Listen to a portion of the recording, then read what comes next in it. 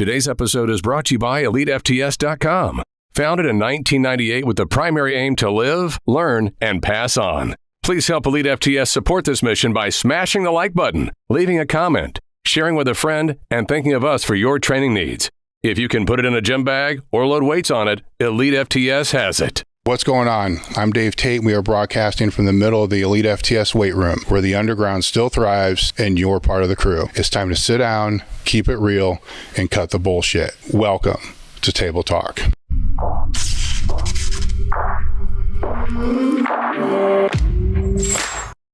Americ Health is a premium telehealth platform specializing in hormone optimization and preventative medicine. Are you looking to optimize your health in and out of the gym, improve recovery, sex drive, and quality of life? Have you tried speaking to your health professional about this and have gotten the cold shoulder, stereotyped, or just told it's part of getting older? You just go to americhealth.com/table talk, and you can create your own lab, or you can take labs that we've had set up for them, which are based upon the same labs that I've been doing over the last 15 years. Or you can use their guided optimization. With this, they'll put you in touch with a patient care coordinator, which is actually pretty cool because you get to sit down and speak to somebody that can understand what you're looking for from hormone optimization and the preventative medicine standpoint. After that conversation, they'll determine which labs that you should and which tests you should have done, and then from there, get the labs done. They'll review those labs with you and put you in touch with one of their hormone optimization specialists that can determine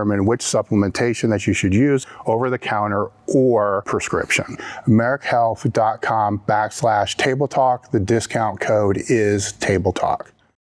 Today's episode is brought to you by Power Rack Strength CBD. Power Rack Strength was founded by Brian Carroll, a good friend of mine. I've been thrown many products over the years, literally thrown many products over the years, which was all junk. So of course I was going to bust Brian a little bit when he first came out with this, until he explained to me how much research and who his partners were that were associated with this company. Then after he sent me some of the samples to test, I was absolutely blown away by the drops. As with most people, I have a hard time falling asleep. I'm cool when I'm asleep, but I have a hard time falling asleep. These were the only thing that actually helped me out of all the different things that I've tried in the past. It definitely makes a difference in my training. So check out powerrackstrengthcbd.com. Use the code TableTalk2023 and you'll receive 35% off your first order. If I'm pushing anything, I'm pushing the drops first, then I will push the roller second. The balm is good, but I'm just not a balm guy. What's going on, guys? We are back with another edition of Table Talk. Today, my guest is Brian Carroll. Brian has been a regular on the podcast. Well, this is actually our second time doing the introduction. So now I can say he's been on the podcast. This is his fourth time because he just told me what that was. And, I want to, before getting into this, I want to, congratulate you on the SWIS Lifetime Achievement Award. It was really cool. The couple things that will really stand out for me with that was walking into, I like to watch all your guys' presentations, because if I can give constructive criticism, I want to be able to do that. Yeah. When I walked in your room, it was fucking packed, right? So, and I'm like, I just stepped back out because it was standing room only. It was fucking awesome. Then other people told me later it was really good. I'm just not going to go fight through the crowds, but that was fucking awesome to see. First off, I didn't expect that. I don't know if anybody expected that, but that was a home run right there. Then the presentation was really fucking good. I've seen the presentation since then, and what the feedback from the presentation was really good. But then at the end of the day, when you were presented with SWIS Lifetime Achievement Award, which I didn't know about, you didn't know about, that was an honor, to watch. And I sent you a message that night because it was, you have your own business, and not every days are good days. Yeah. That was a good day. That was really a good day. It was a good day, and as you say, I wasn't expecting it. You didn't know it was coming, and to be able to be a part of a group that was honored that evening, JL and Windler and Winnie, all people that I, grew up lifting with, at seminars with Elite FTS. I've known these guys for a long time. You had in greats like Stan Efferding and all these other people that were honored. I wasn't expecting it. I kind of felt out of place, to be honest with you, because it just kind of blindsided me. But I do appreciate I appreciate the recognition, and I'm becoming better at accepting compliments and accepting like good. I have a hard time thinking that I deserve stuff sometimes because I know how much I struggle at times. I'm like, dude, if these people only had a clue of what's going through my head right now as I'm looking out there saying this stuff, and you just wonder, like, you don't know how people are taking it sometimes. And the fact that the feedback was good and I was honored with that award, it was really cool to be able to do that. And my wife was there, and you mentioned me being, regular on the podcast. I love speaking with you. I've always loved it. And it's an honor for me to be here. And I've looked at you as a mentor, a father figure, a brother. And as I said, I love you like a brother. I truly do. And I think it's important. And I've learned this. And it isn't just because I've lost people in my life or had fallings out with people or they died. And I didn't think that I was able to spend enough quality time with them. But I'm getting a bit older now, and I'm realizing you don't know how much time you have with somebody. You don't know how much time you have. I don't know how much time I have. But I think it's important for especially me, and I'm speaking to myself, to drop the ego and tell someone how you feel about them. If you love someone, you care about them, you need to tell them, because there might not be another chance to be able to do that. And I'm learning that. Like, if you appreciate someone, tell them you appreciate them. Drop the ego. Who cares if they roll their eyes at you? If you love someone, tell them you love them, because one day you're not going to be able to tell them that you appreciate them and you love them. So that's something that's been kind of, I've been working on with myself too.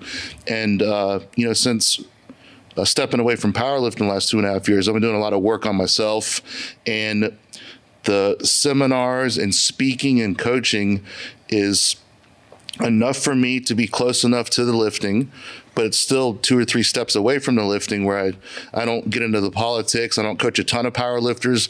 Most of the powerlifters I coach now are coming back from an injury, or they're beginners that want to avoid an injury.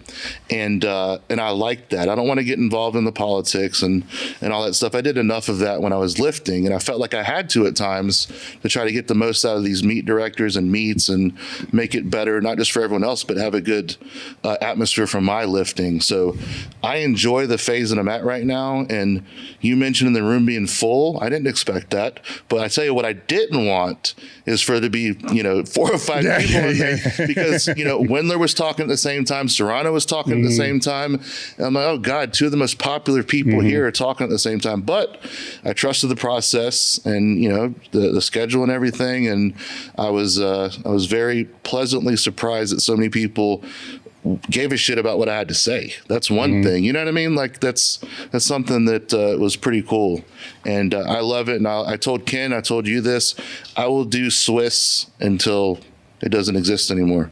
I'll always do any seminar you put on as long as I can make it.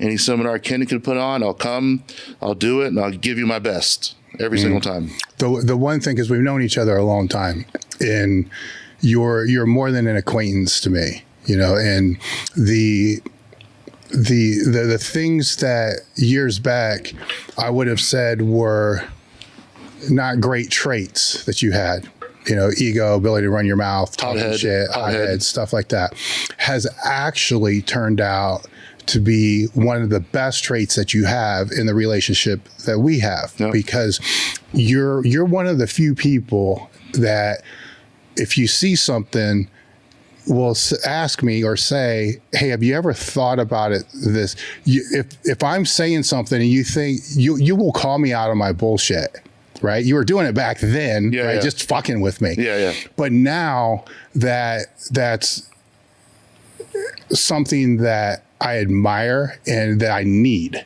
right? Because you'll find as your career grows, those people become harder and harder and harder to find, right? Because everybody around you is going to want to, this is where, because you're talking about it's hard to take compliments and stuff like that.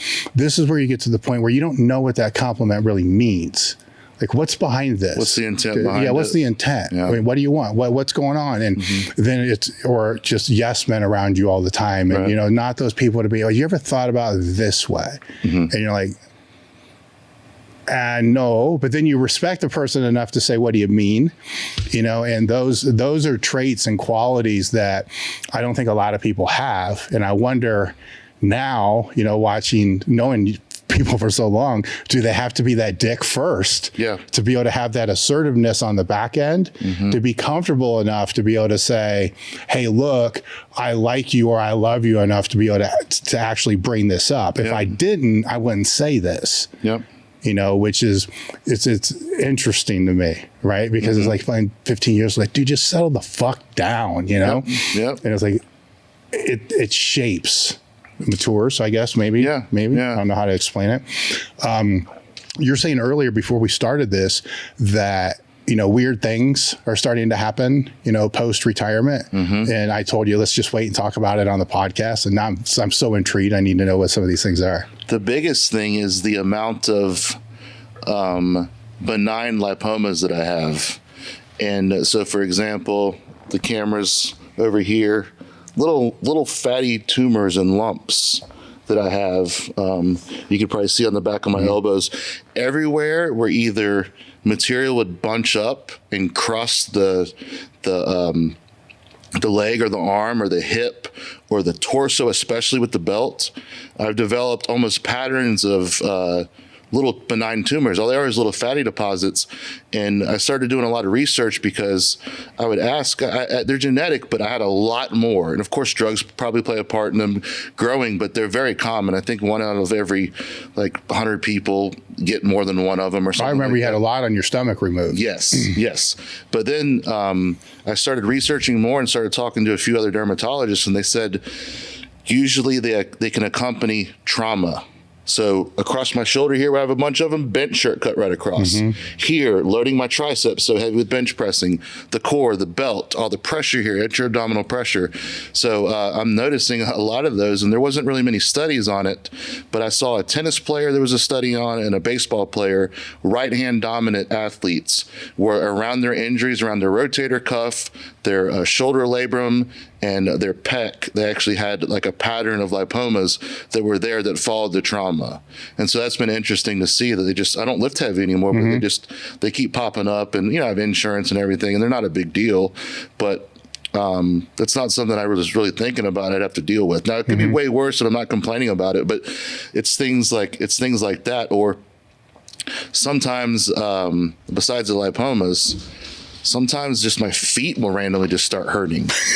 You know what I mean? I got a pair of Hokas now because Ed Cohn was telling Rhea, my wife, about how awesome they are. So we got a pair, and I love walking in them. But I remember after wearing the Hokas for about 2 weeks straight, I put my Vans on because I was lifting, and I decided to walk across the street about 70 yards at most, round trip, to the mailbox, and my feet were killing me in the Vans by the time I got back. Just my arches and everything, from having so much support to no support. Little things like that, like my hands, sometimes my fingers don't feel like they want to work all that well from all the grip over the years and such, probably some arthritis and things like that. I can't hear for shit. And I have a feeling that's from the pressure. I sometimes feel like, the ringing in my ears that I have resembles what I would have in the hole with a big squat. And I have that sometimes. I wouldn't say it's tinnitus or anything, but just sometimes I don't hear good. And my wife's yelling, has to say it 3 times. And I'm like, dude, I don't know what to tell you. I just don't hear that well these days. Little things like that. Another thing too would be, what was the other thing? Brain fog? No, yeah. Well, right now, a little bit of brain fog. What was the other one? Oh, my really low levels of IGF-1. Really, naturally, I have zero IGF-1 production, and I wonder if that's due to the pressure and head trauma, from all that pressure. We don't know what my blood pressure would be under load like that. And the squat, the bench, year after year after year. So, but these are all, man, it could be completely, my body could be a mess, and it probably deserves to be a mess. So these little things that are popping up aren't a big deal. They're just kind of funny. I wouldn't think that I'd be covered in lipomas from a bench shirt cutting across my humerus. You know what I'm saying? I know. It's weird. Well, the arthritis in the hands, it's like bench hands, but you didn't bench. It's, if people don't know what we're talking about, is, after you squat and you bench, your hands will start to swell before you deadlift. So you'd have to ice them, because you couldn't hold a fucking bar. But now it's like bench hands all the time. It's like, what the fuck is that? Yeah, I'm drinking 50 grams of sugar here, and I can already feel my hands not liking that very much. It's probably just from the bloat and from, I drove this morning. We left at 6, and I got in at 6 this morning. We hit rain in West Virginia and Virginia really bad, so I had to drive slow through the mountains. So I'm running on not too much sleep right now either, so that's probably part of the brain fog. Yeah. Do you think the feet is plantar fasciitis, or do you think it's just the arch? I think it's the arch, but because my heel's not really ever hurt, but I've had some symptoms of that before my calves started getting too tight. And I know my wife dealt with that, and man, she couldn't even hardly put weight on her heels. So anytime I start feeling my calves and my Achilles getting tight, my heel get tender, I make sure to get some soft tissue work and loosen it up a little bit. So I'm very thankful that I don't have that going on. Yeah, I had the plantar fasciitis, and that is a bitch. And for me, it started when Louis was into this extreme band tension, like 8,000 fucking bands on the squat. And it's the same time I tore both calves. But I remember I get up, it's a bitch. I get up out of bed in the morning. I had to use towels on my hardwood floor to scoot, to the bathroom. It's terrible. I get cortisone shots in the heel. And then oddly enough, goddamn, I can't believe I forgot this. I was at a water park with my kids when they were little, the little river thing. What do they call those Lazy things? river. Lazy river thing. Yeah. And I'm done powerlifting, but I'm still bigger than I probably should be, like 285. And I'm thinking I want to jump on the inner tube, right? Because that's for most people it's easy. You understand what I'm talking about. This is like a big fucking deal where usually you would just like push it to the side, climb up the steps and lay in it. I go to jump on it and I tear the bottom of my foot. All right, so I go to that foot doctor because I'm like, oh shit, this is bad. It hurts like a bitch. And he said, well, actually what you just did, if we do surgery for plantar fasciitis, they just go in and kind of split the muscle and open it up. So you just kind of did it. I'm like, fuck yes. Nice. I never had a problem since. Wow. So it was amazing, and losing weight probably helped. A lot of other things helped as well. But it's, that was something that creeped up. One of those things that, I'm like, fuck, this, you kind of need your feet. Yeah, just a little bit.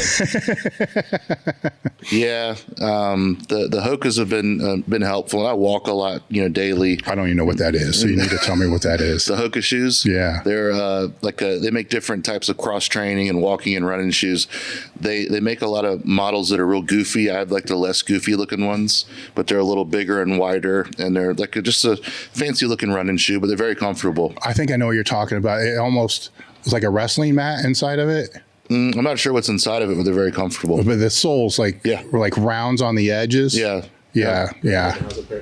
What's that? Good one has a pair. Okay. I almost wore them today, but then you would have made fun of me, so I didn't wear them. Yeah, well, there's probably, but if now I want to put a pair on, to be honest with you. Yeah, they're because nice. If I'm on my feet all day, I go because I still try to stay in flat soles as much as I can to strengthen the foot. I'll let you talk about the lead a little bit more, but I think a big part of my problem for a long time is I was using arch supports all the time. Right. So my foot's not able to sprawl. So it took me a while to strengthen the foot.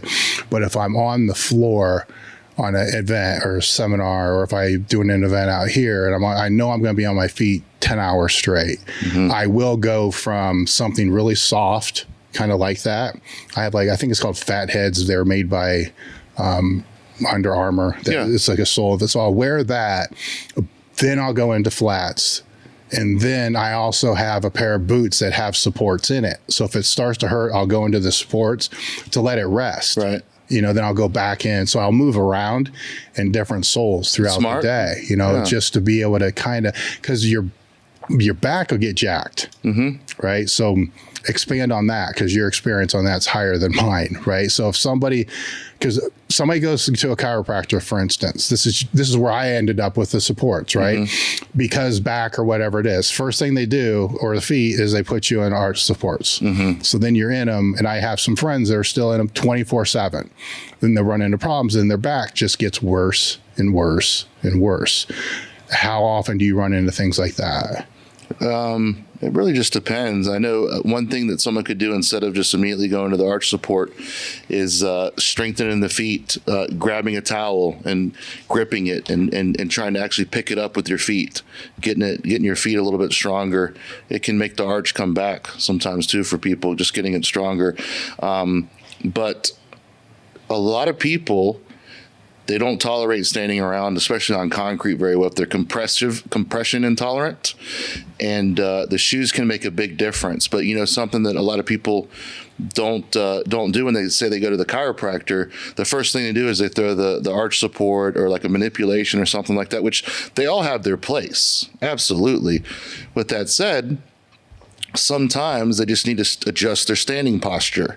A lot of times people stand in a way that causes their pain. It's something we see all the time. So if they're not sitting in a way that causes their pain, they're standing in it. Sometimes they're doing both. So we'll teach someone to position their shoulders so they're back a little bit. They're more of a neutral spine. Not everyone needs a perfectly neutral spine depending on what they're dealing with their back. If someone's extension intolerant, a lot of the time they're jacked back sitting in extension. They just don't realize that they could change their spine a little bit and they could feel a lot better. The symptoms and pain can wind down and they're not going to be sensitive all the time.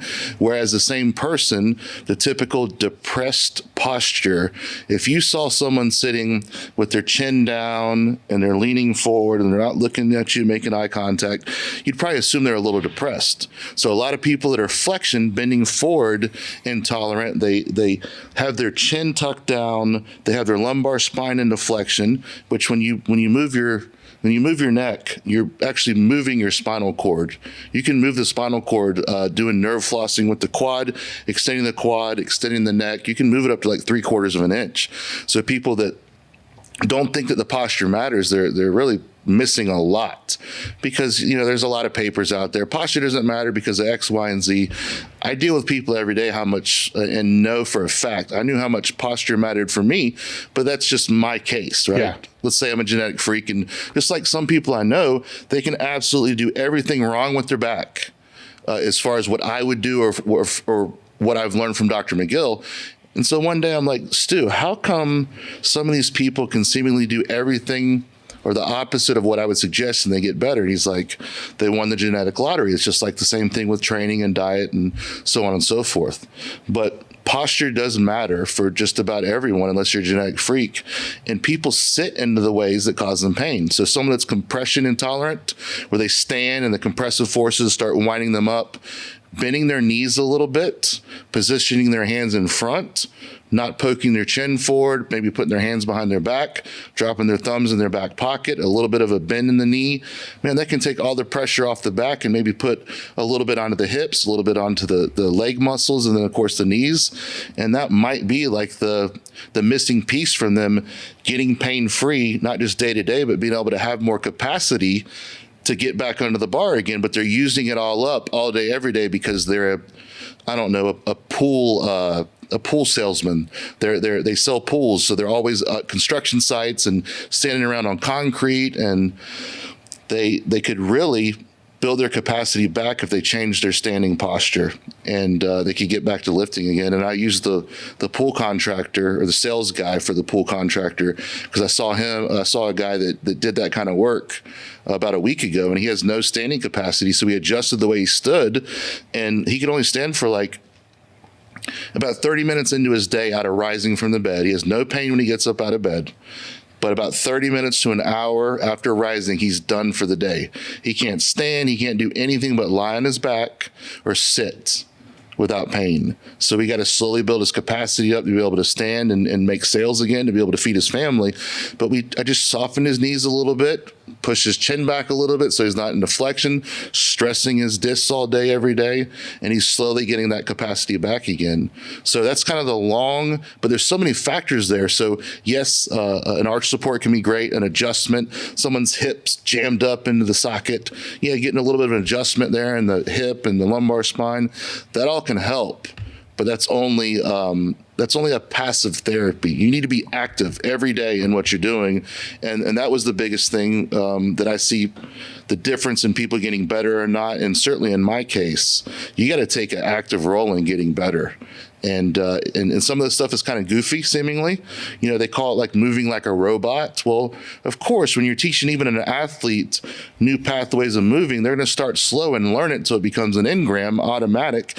And then I don't move like a robot anymore, but I move well. I use my hips to move, so I can flow with it. I can get off on the ground like someone that's 180 pounds versus 280 because I've been doing it and I've just gotten used to it. So the key is everyone's pain triggers are a little bit different, especially with the back pain, and what's good for you may not be good for me. So that's a little bit of rambling there, but the standing position, the way the knees are, the shoes that you're wearing, and some manual therapy and a little bit of an arch support, all those things can help, but there's a lot of factors there. You're sometimes I think because, you know, again, I've known you, so I've seen I saw the whole journey play out. Is there's a lot of what you say that in a way is kind of frustrating to me because it's like you're screaming in the wind. For it's just basic shit like posture and how you sit, how you get up, you know, how you sleep, how you get out of bed.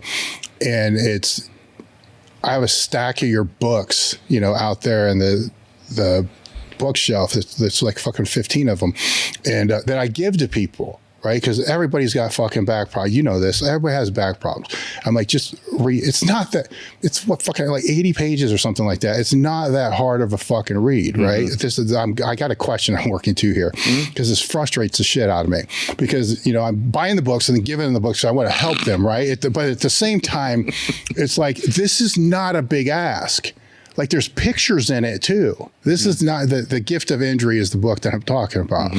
And it goes over so many of those low-hanging fruit items. That's a great way. That's exactly what it is. Yes. It's giving someone power to remove their pain by the way they sit, stand, and walk. Now, a caveat to that would be if someone has a cyst or something a little more sinister going on, their posture may not fix it. Yeah. But we're talking about the general lifting injury or whatever. But sorry. Yeah, and just general fucking how they stand up, like stuff like that. Yep. And they bitch about the back all the time, fucking all the time. Then I give them and they won't read it. And it's like, what the fuck? To me, it seems like you would rather just stay fucked up and allow this conversation to continue to happen for years upon years because is this like they're comfortable? You know, they don't want it to get, you know, it's like they don't want it to get better because they would lose what they have to talk about. Exactly. Right? Yeah. Or they lose their excuse or something that's just crazy. And to take it a step further with a handful of them, I ask them, and I don't know how you would define when your back pops out, right? So if you throw your back out, most people know what I'm talking about. Yeah. And I've done it several times in my powerlifting career, but after the last time, I can't count, say 5 times. Let's say I did 5 times. After like the 5th time, I realized, no, wait a minute. Every time I throw it out, the way that I pick things up when it hurts, because it hurts bad. And when you do that, you got to like crawl and shit like that. But then as it starts to get better, you stand up straighter. You move like a robot. If you got to pick something up, you squat down. So I put this together. I'm like, maybe I should act like my back's hurt all the time. And then it helped. I mean, I didn't know what the fuck I was doing, but I don't have serious back injury. But I became aware, like I'm sleeping on my stomach. Maybe that's not a good thing because I don't do that when my back hurts. Because when my back hurts, when my back hurts, it hurts like a motherfucker. It feels better when I do this. And, so I guess the question is, do you find, because this is not a hard book, the link's in the description too, by the way, and you have a discount code that's in there. But anyhow, and this isn't just about pushing the book, because it's not a hard fucking book to read. It's, I don't even know where I'm going.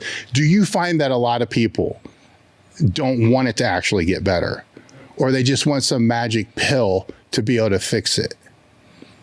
They want a magic pill. They don't want to take responsibility for the fact that they're causing their pain. And to paraphrase the way I've heard it put many times, but people smarter than me, is they deserve their pain because they're bringing it on themselves.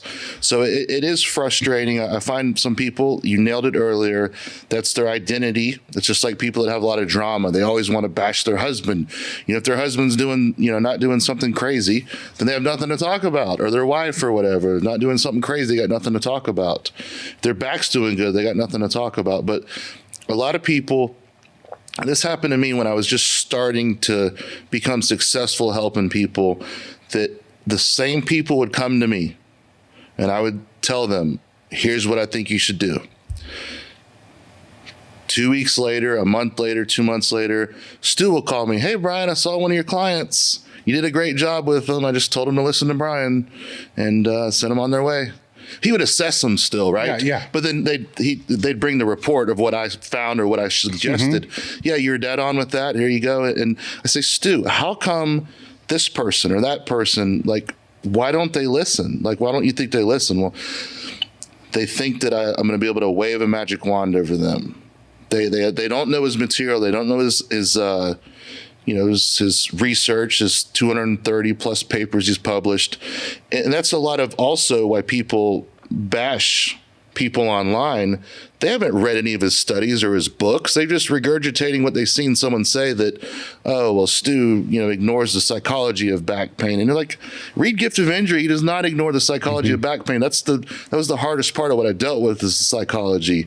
And everyone's different with how much they focus on their back pain, and each mechanism is different. But anyway, it gets frustrating a bit, and I think some people, they want to get back to lifting so quick, and it's just unrealistic. Yeah. And here's another thing they do too is, well, I already took this much time off and it didn't get, it didn't help, and I'm not doing that again. And it's not fair. Or, I took 3 months off and I didn't get better. I'm like, well, hold on. What did you do during these 3 months? Well, I followed the PT, Jagleg, Mr. PT at the center down the street. And what were you doing? Oh, I was stretching my back, and I was doing, I was drawing my belly button in and doing everything that makes their pain worse. And if I can convince them to stop doing those things, some people literally get better in like 2 weeks. That doesn't mean they're healed. It takes a long time to create the adaptations and be able to start loading properly and not have a bunch of acute relapses again. There's a difference between being pain-free and healed. And, it could take up to 10 years for a disc to completely heal. That's why a lot of people in their late 50s and 60s don't have back pain. It's their hips, it's their knees and everything. The backs generally callous up and stiffen up, and they don't have the same type of pain. With disc bulges, they do have stenosis. Stenosis is a cause of pain. The disc bulges are healed up by then a lot of the time. But it gets frustrating a little bit. And, to expand on that just for a second, I have 5 people in my neighborhood of 8 houses that have bad backs. You think they listen to me? No. Yeah. They don't listen to me. Yeah. They don't listen. They're going to the hospital. They're driving right by my house and going to the hospital, the ER, to get a shot. So I'm just like, hey, man, good to see you. Have fun, because until they ask me, I'm not going to just volunteer and be that's one thing that I used to do, and it would rub people wrong. Yeah. But I also would be tongue in cheek with a lot of stuff too, that people wouldn't get my sense of humor. And that's my responsibility. If they didn't get my sense of humor, like, maybe I should be careful who I share that with. Yeah. But also I would push people. I love to talk shit to get in people's heads. But now I'm just like, man, I'm not going to pitch this solution to you on deaf ears. We were just talking with a very, very, one of the best benchers of all time a little while ago. And he was talking, and I'm not just going to be like, hey, I need to, if you ask me, I'd love to help him. And maybe I'll see him tomorrow and maybe it comes up. But man, it's not my business to go in there and just start saying, hey, I can do it, because I might not be able to help him. Yeah. There's a chance that I couldn't help him. So here I am coming. I got the solution for everyone's pain. Nope. Well, I think that's, I think something that we've learned just through trying to help people with the strength training as well. Yep. Is when you're really passionate about it, you want to talk about it all the time. Yep. But then after a while, it's like, I'm not going to offer unsolicited advice. If that makes it look like, I'm an asshole, well, then so be it. But if they're not willing to ask for the advice, then how many times are have we all, even the people listening, I mean, how many times you've tried to help somebody with advice, then they never apply what you're asking them to do, just form technique or whatever on a bench or whatever it's going to be.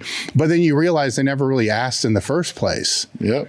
They get annoyed and you get frustrated. Yeah. And it's a lose-lose. Proverbs has a couple analogies like that. You correct a fool, you're going to get, you're going to get what you deserve. You leave him alone.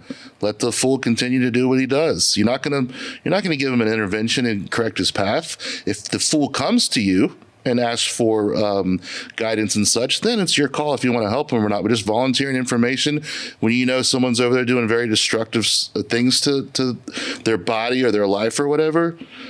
Man, it was a lot of the time it was out of a good place in my heart where I wanted to help people. Mm-hmm. But I'm very direct, and people would take the directness like, dude, he can be a dick, which absolutely, I can be one of the biggest assholes on this planet. And I can say that absolutely. Oh, yeah. I'm gifted. Oh, I can validate. Right, 100%. I also have a big heart, and I love to help people. I love seeing people's success. And I remember in 2009 when I sent you an email to come on with Elite FTS, I said, I see myself enjoying helping other people more than my actual lifting. You can go back in Facebook and look in our message. That's the first message I sent you in 2009, that I see myself coaching people and enjoying that more. I love seeing people succeed, but also when I help people and we make a deal, when I agree to help someone and they break that deal because they're impatient and they're being childish and immature, I will give them that direct email, and I have no problem doing that. Here's what we agreed. You told me you're going to take months off from lifting. You're feeling better, as I hoped you would, but I warned you, this is a trap. You're not healed. You getting back to doing everything that you think that you're ready to do, you have to do this in phases. This is what I do for a living. I've learned from the best. I don't know everything, but I do know you're not ready to start loading the bar and putting it on your back yet. Mm-hmm. And then sometimes it ends in a way where we don't work together anymore, because I can't have my work compromised by someone that, I'm working with Brian, and next thing you know, they're doing a bunch of buffoonish stuff. Hey, Brian, I thought you said, you need to progress back to lifting. Joe Blow over there is, back to lifting after a month and a half and squatting more than ever. Well, yeah, you mentioned that. I had a conversation with that person. We're no longer working together because it's not a good fit. He isn't looking at it in the long term. And it's going to end up being a lot more work for me when we had an agreement, because I'm going to have to get him out of a bunch of acute flare-ups, because it's going to happen. Well, that goes back to what we were talking about from the jump of this thing, is your direct honesty now is an asset, right? Mm-hmm. Because it's doing both parties a favor. Yep. Right? Instead of trying to figure out something that's not there. And if I didn't care, I wouldn't say shit. Yes. Where your delivery's gotten better, because that was something when I had Shawn Frankl on that we were talking about. For funny, sure. Right. Yeah, I listened to it. Yeah, because it's like, at what point did you learn that the shit that he was sending you, he was just fucking with you? Right? And you're like, I don't know. It's like, well, that was funnier than hell, just to be a part of it. And then the conversation that was after the podcast was a little bit more about that. Yeah. It was like, oh yeah, sometimes he'd send stuff and it'd piss me off. Then I'd be like, no, wait a minute. He's trying to do this, and it's like funnier. Shawn's a big guy in a very little man's body. Like, what do you mean by that? He fucking zinged me so much in that podcast. Well, he's like 5'2" on a good day, but he's big. He's a big man inside, and that sounds kind of corny to say, but if you've been around him, you know that he's fearless. And I would watch him. How is this guy so freaking fearless? How did he come back from being deployed in Afghanistan and totaled 2,300 in his first meet back? And I'm watching PL USA, and this is the guy we're getting ready to go head to head at nationals. And I was like, hopefully going to be the guy at 220. And then here he comes back from being deployed. I was hoping he's going to get killed over there in Afghanistan. I'm just kidding. Yeah, I know. Joking. I didn't wish that on him. But Shawn did zing me a lot. But no, he came back and he's like right into it. And Rick's like, yep. I'm like, Jesus, you guys got another freak. Because first it was Nick Hatch. Yep. Then it was Justin Grouse. And then Granick was going off. And now this Frankl dude. I'm like, what is in the water in Iowa and Nebraska? Yeah. So I'd go up there and take trips. Before the 2006 Worlds, where we tied, I went up there and put 50 pounds on my bench press because of Shawn and Rick working with me. And then I turned around and showed Shawn how to cut weight. And that's when he started going to 98 because he talked about getting locked in the sauna because he didn't know how to cut weight. So Shawn and I became really, really good friends over the years, even when we competed. And Shawn's a really good dude. And he's intense. Yeah, I was going to ask how you developed that relationship, because it sounded like you were helping each other out, from two different schools, of training, which, you have a West Side school of training, then you got this school of training, then what your school, there's all these different schools of training, but a lot of people would keep it in. Like, I'm not going to say that, I'm not going to tell you. And a lot of times people would just tell you what they were doing because they knew you weren't going to do it anyhow. But it sounded like, there was a conversation he had with you about, I think it was 1100, right? And just the mental aspects of that. Did you start building that relationship by those trips that you were going up there, or was that from just competing in meets? 2006, he came back in 05. 2006, we went head to head in Vegas. We had like 30 people in our weight class. It was like, to me, it was like the most dense 98, 220, 42, and 75 seniors I'd ever seen. And he kicked my ass. He beat me like 50 pounds. I think I went 5 or 6 of 9, and he went like 4 of 9, but his opening bench like put me behind by 100 pounds. Yeah, he kicked my ass by 50 pounds. Well, I gained that 50 pounds back when I went up there before Worlds, but we tied, and of course he weighed in lighter than me. But we just hit it off in the first meet. There was no animosity there. We had mutual respect. I think a lot of the time when I've butted heads with competitors, it's either they don't think I respect them, or I truly don't respect them, or I don't like them, and they sense that I don't like them, and then they just don't like me back. It's just like dogs. Sometimes you're walking your dog. I've had pit bulls for the last 10, 15 years. I love them. They're great dogs, but when they see another dog they just don't like for whatever reason, the way it smells, the way it walks, its stature, its posture, the way it sniffed his ass, you can't pinpoint. They just don't like that freaking dog. There's some people, when I would compete, whether they said something to me or I had to find some internal fire to motivate myself, because I didn't have a coach like Louie and like Rick Hussey. I had Driggers and I had all my guys that were like a sounding board, but I didn't have someone that was showing up at the gym. Here's what you're doing today, Shawn. Here's what you're doing today, Brian. I didn't have that. So I had to find different ways to motivate me. Whereas Louie, the shit he would do. Hey, Greg, guess what AJ said about you? Hey, Dave, guess what Chuck was over there doing? I'd go ask him about it. Shit's not going so well here. And then he would pit people against each other, then have a war in the rack, and then, stuff would happen. I didn't have that. So I guess I had to kind of do that same stuff to other people to get motivation, whether it was Jeremy Frey or Frankl or Greg Panora or Dave Hoff or any of these people. You know what I mean?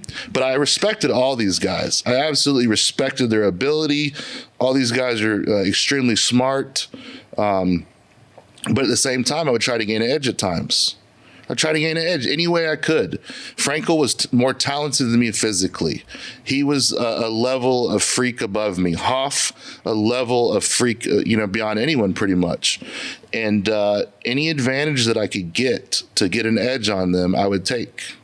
But I wouldn't like try to sabotage their bar or something like that. It wouldn't be. I wouldn't like try to put baby powder in the chalk bowl or like something like that. I wouldn't do that. But I would talk trash and get under their skin a little bit. But it was at the end of the day, I respected them. But if I didn't respect someone, I think they pretty much knew that. Yeah. So didn't want to be around them.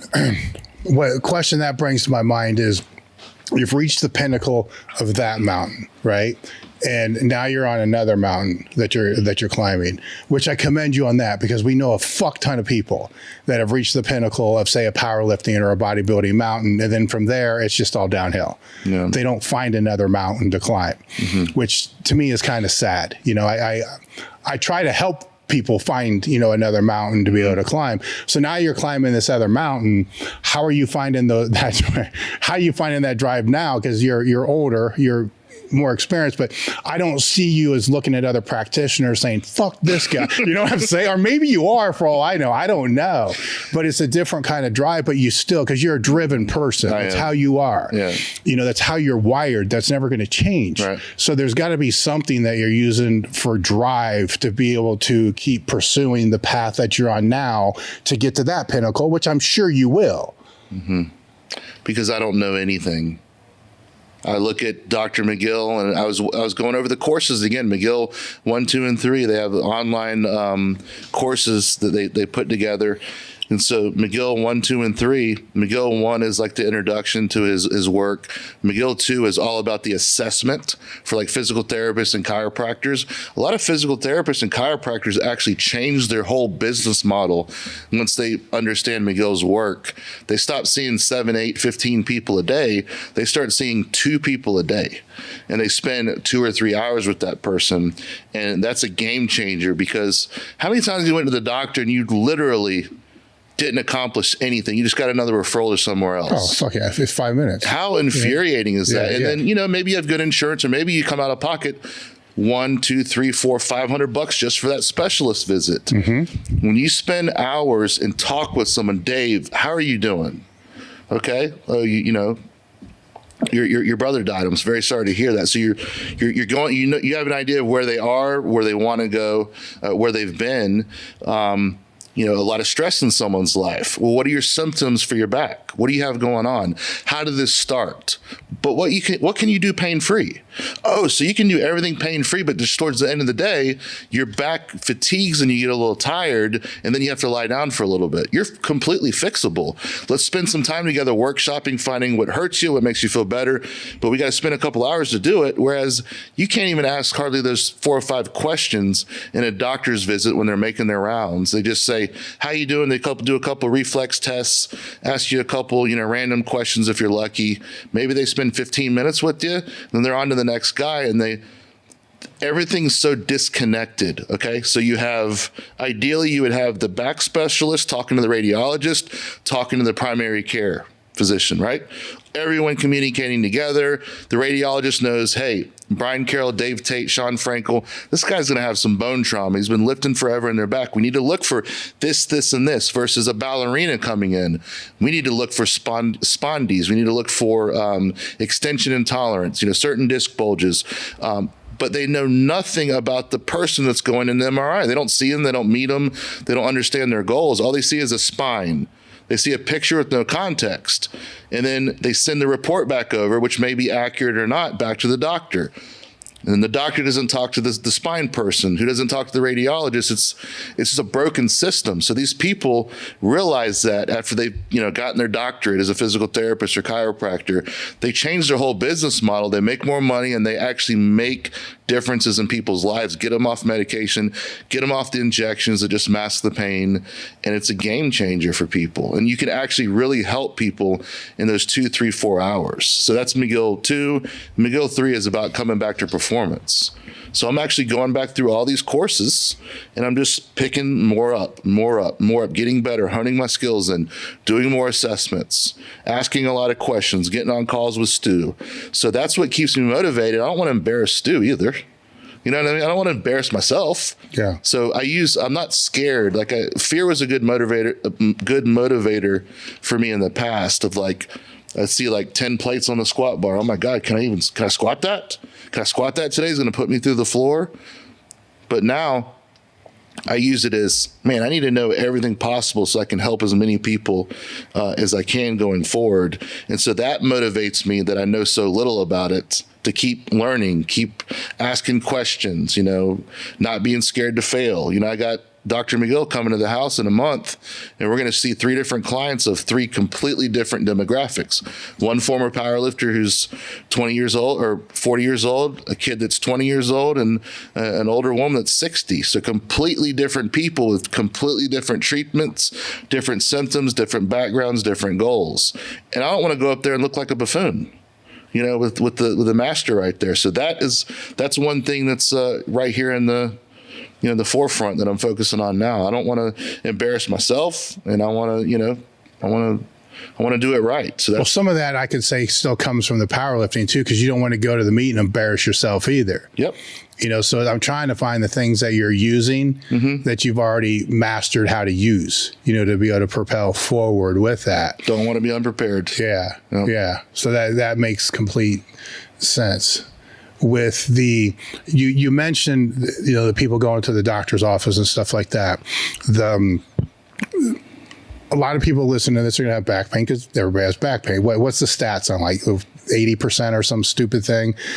Yeah, most everybody's going to have back pain. The stats are always a weird thing because, like, what demographic are there? Because I fall back to Serrano sometimes because he'll say a lot of these stats are based upon the people that see the doctor. Yep. So you're eliminating all the people that don't see the doctor. So then what does that really mean when it comes to things like that? But a lot of people are listening to this who have back issues, and they've done what you're talking about. You go to the doctor and walk out with Voltaren gel, anti-inflammatories, maybe even Soma if they're lucky. I didn't just say that, but so a muscle relaxer, and then that's it. You know, maybe a referral. Generic stretching program. Or go do yoga. See you later. It's like, well, for some people it might be great, but a lot of people, especially if they're having acute disc bulge, it's going to just wreck them. It's going to make them way worse. It's completely irresponsible for, you know, even though they're qualified to give this type of advice, there's no context for what they're prescribing. So outside of finding a McGill practitioner yourself, which is an option, right? But probably not for a lot of people, but it's an option. And then your book, where should they start? Right? Because let's say they're sick of this bullshit. I'm sick of doing this. Or the other side of this, and I'll say this as well, is they're sick of going to one practitioner of one modality. Yep. Right. So I don't want to call chiropractors out because there's also ART, MAT. There's a list of all kinds of modalities. And obviously to that person, that modality is the only modality most of the time. And they're sick of that. Right. Because they don't have a holistic view. What advice would you have with them? Spend $34.50 and get back mechanic. Yes. Read Back Mechanic, and just the first chapter where it's doing some myth busting. I can almost guarantee the people that are dealing with back pain are committing some of these errors that Stu talks about, whether it be doing Pilates and yoga blindly, whether it be the doctor telling them they needed surgery without a proper examination. 95% of the people that Stu's come across that have been told surgery is your only option are fixable, completely fixable. Yep. 95% of the complicated cases, we're not just talking about the complicated cases where doctors wanted to schedule surgery and said this is your only option. 95% of those people can beat their back pain and not get surgery. That's a problem. That's a big problem where people get. And it's not just, oh, you had a surgery for no reason. There's repercussions there. Some people don't survive the surgery. Some people, when they get the anesthesia, it rewires their physiology. Some people can't drink alcohol. I know 2 people that have went under for surgery, came out, and 1 beer floored them. They can't drink alcohol anymore. Their tolerance to alcohol is gone. Just little random things like that. Then you have, you know, an unnecessary surgery where nerves tether and attach where they don't belong. And then you have all kinds of problems, or they're severed, or you got so many things that go wrong with the back surgery, and you're cutting through the musculature. But here's the thing, at the end of the day, you still have to rehab after a surgery.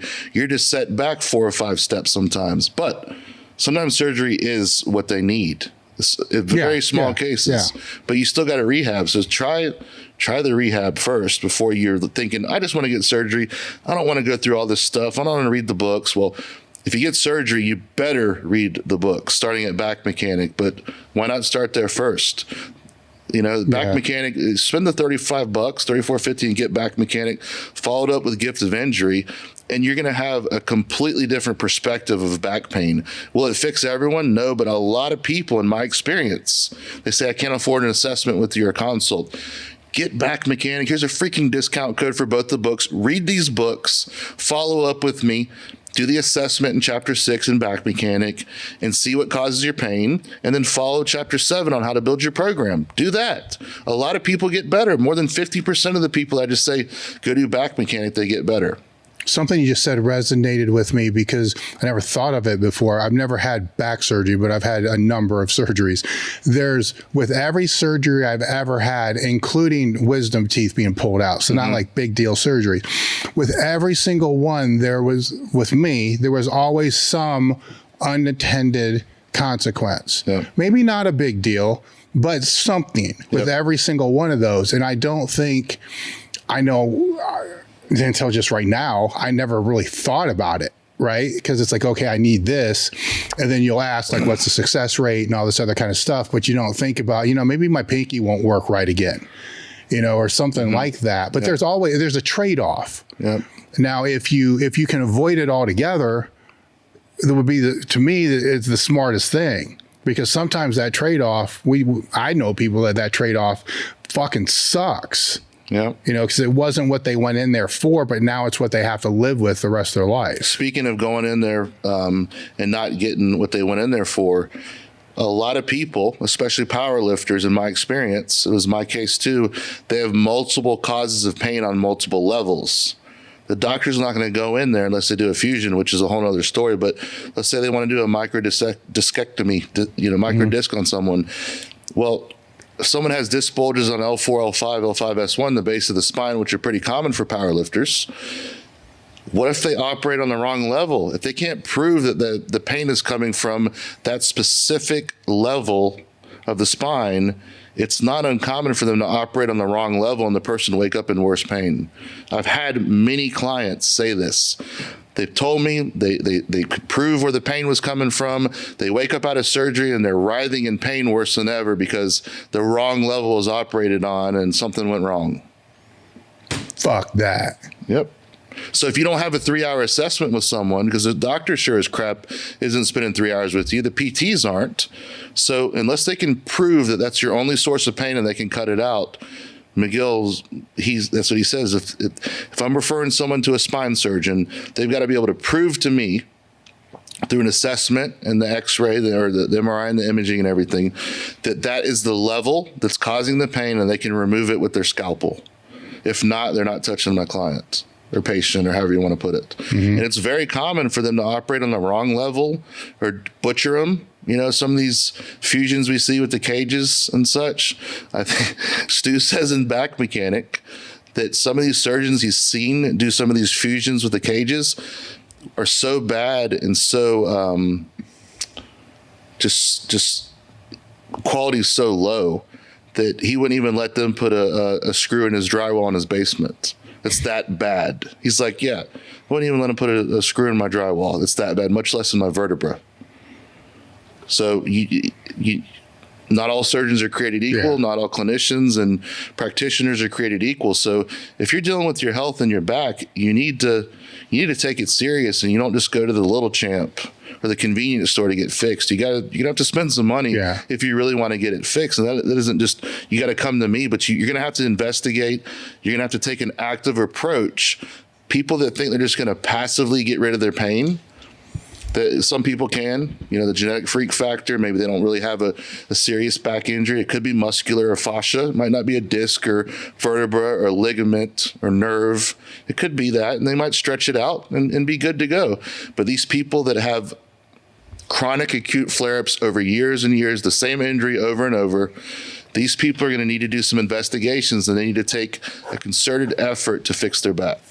You said they're going to have to spend some money for a consult, right? So I know your history. So, and I don't know if it was comped or not comped, but you were getting injections almost weekly, for your squats. How much were the injections for you to get? Yeah, I didn't even have good insurance. They're hundreds of dollars. So on average, what, like $200? Yeah, and I got many, many rounds of them. All right, so let's say $200, and just on. I know for a fact it was almost every week for like 8 weeks, right? So there's $1,600 right there, and then seeing a chiropractor on top of that, right? Cash out of pocket, $50 3 times a week. So you get where I'm going here. I mean, we're talking thousands of dollars So I would say they're saving money to go about it the way that you're talking about. God, this sounds like a fucking infomercial. I'm not trying to make it sound that way, but it's true, because I see this shit all the time, and it's just going back and going back and going back and going back. I was seeing it with you, but it's like, fuck it, to me, what are you going to do?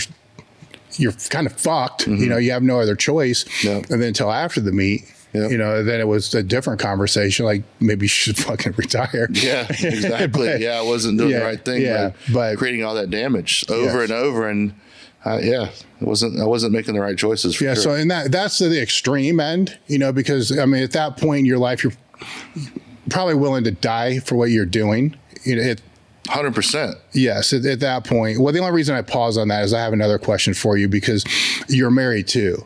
So you're willing to maybe 1% not die, right? But I know what the mindset was.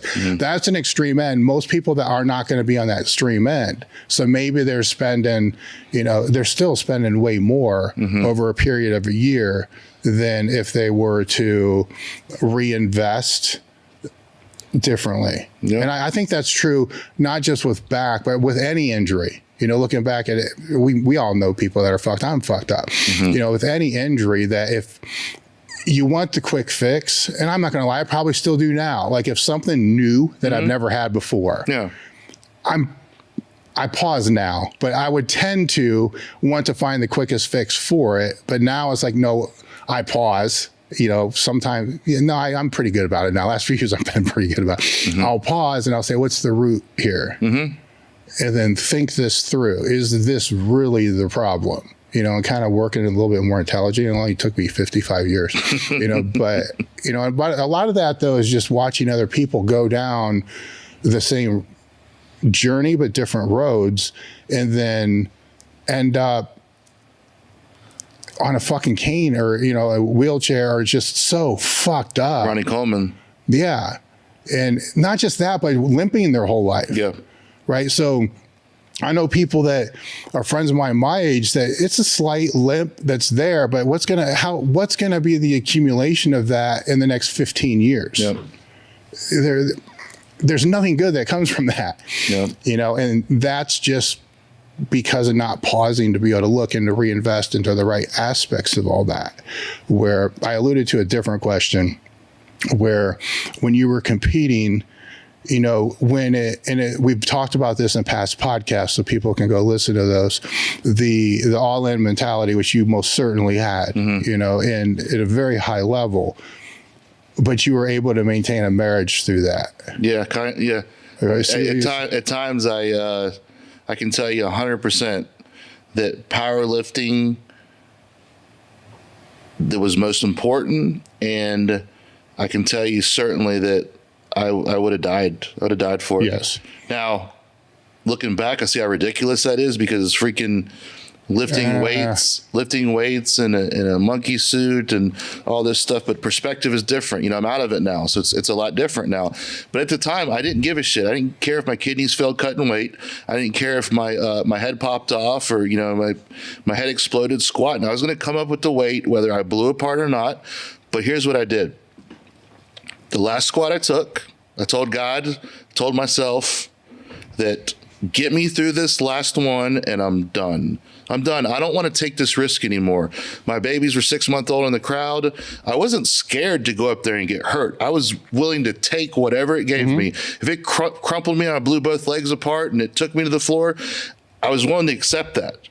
But that was the last time I was willing to accept that. And now I'm done with that. And that's how I was so easily able to say I'm done. And it wasn't like, no, I want to come back. I get it. I'm done. No, because before I'd be like, oh, F this, dude.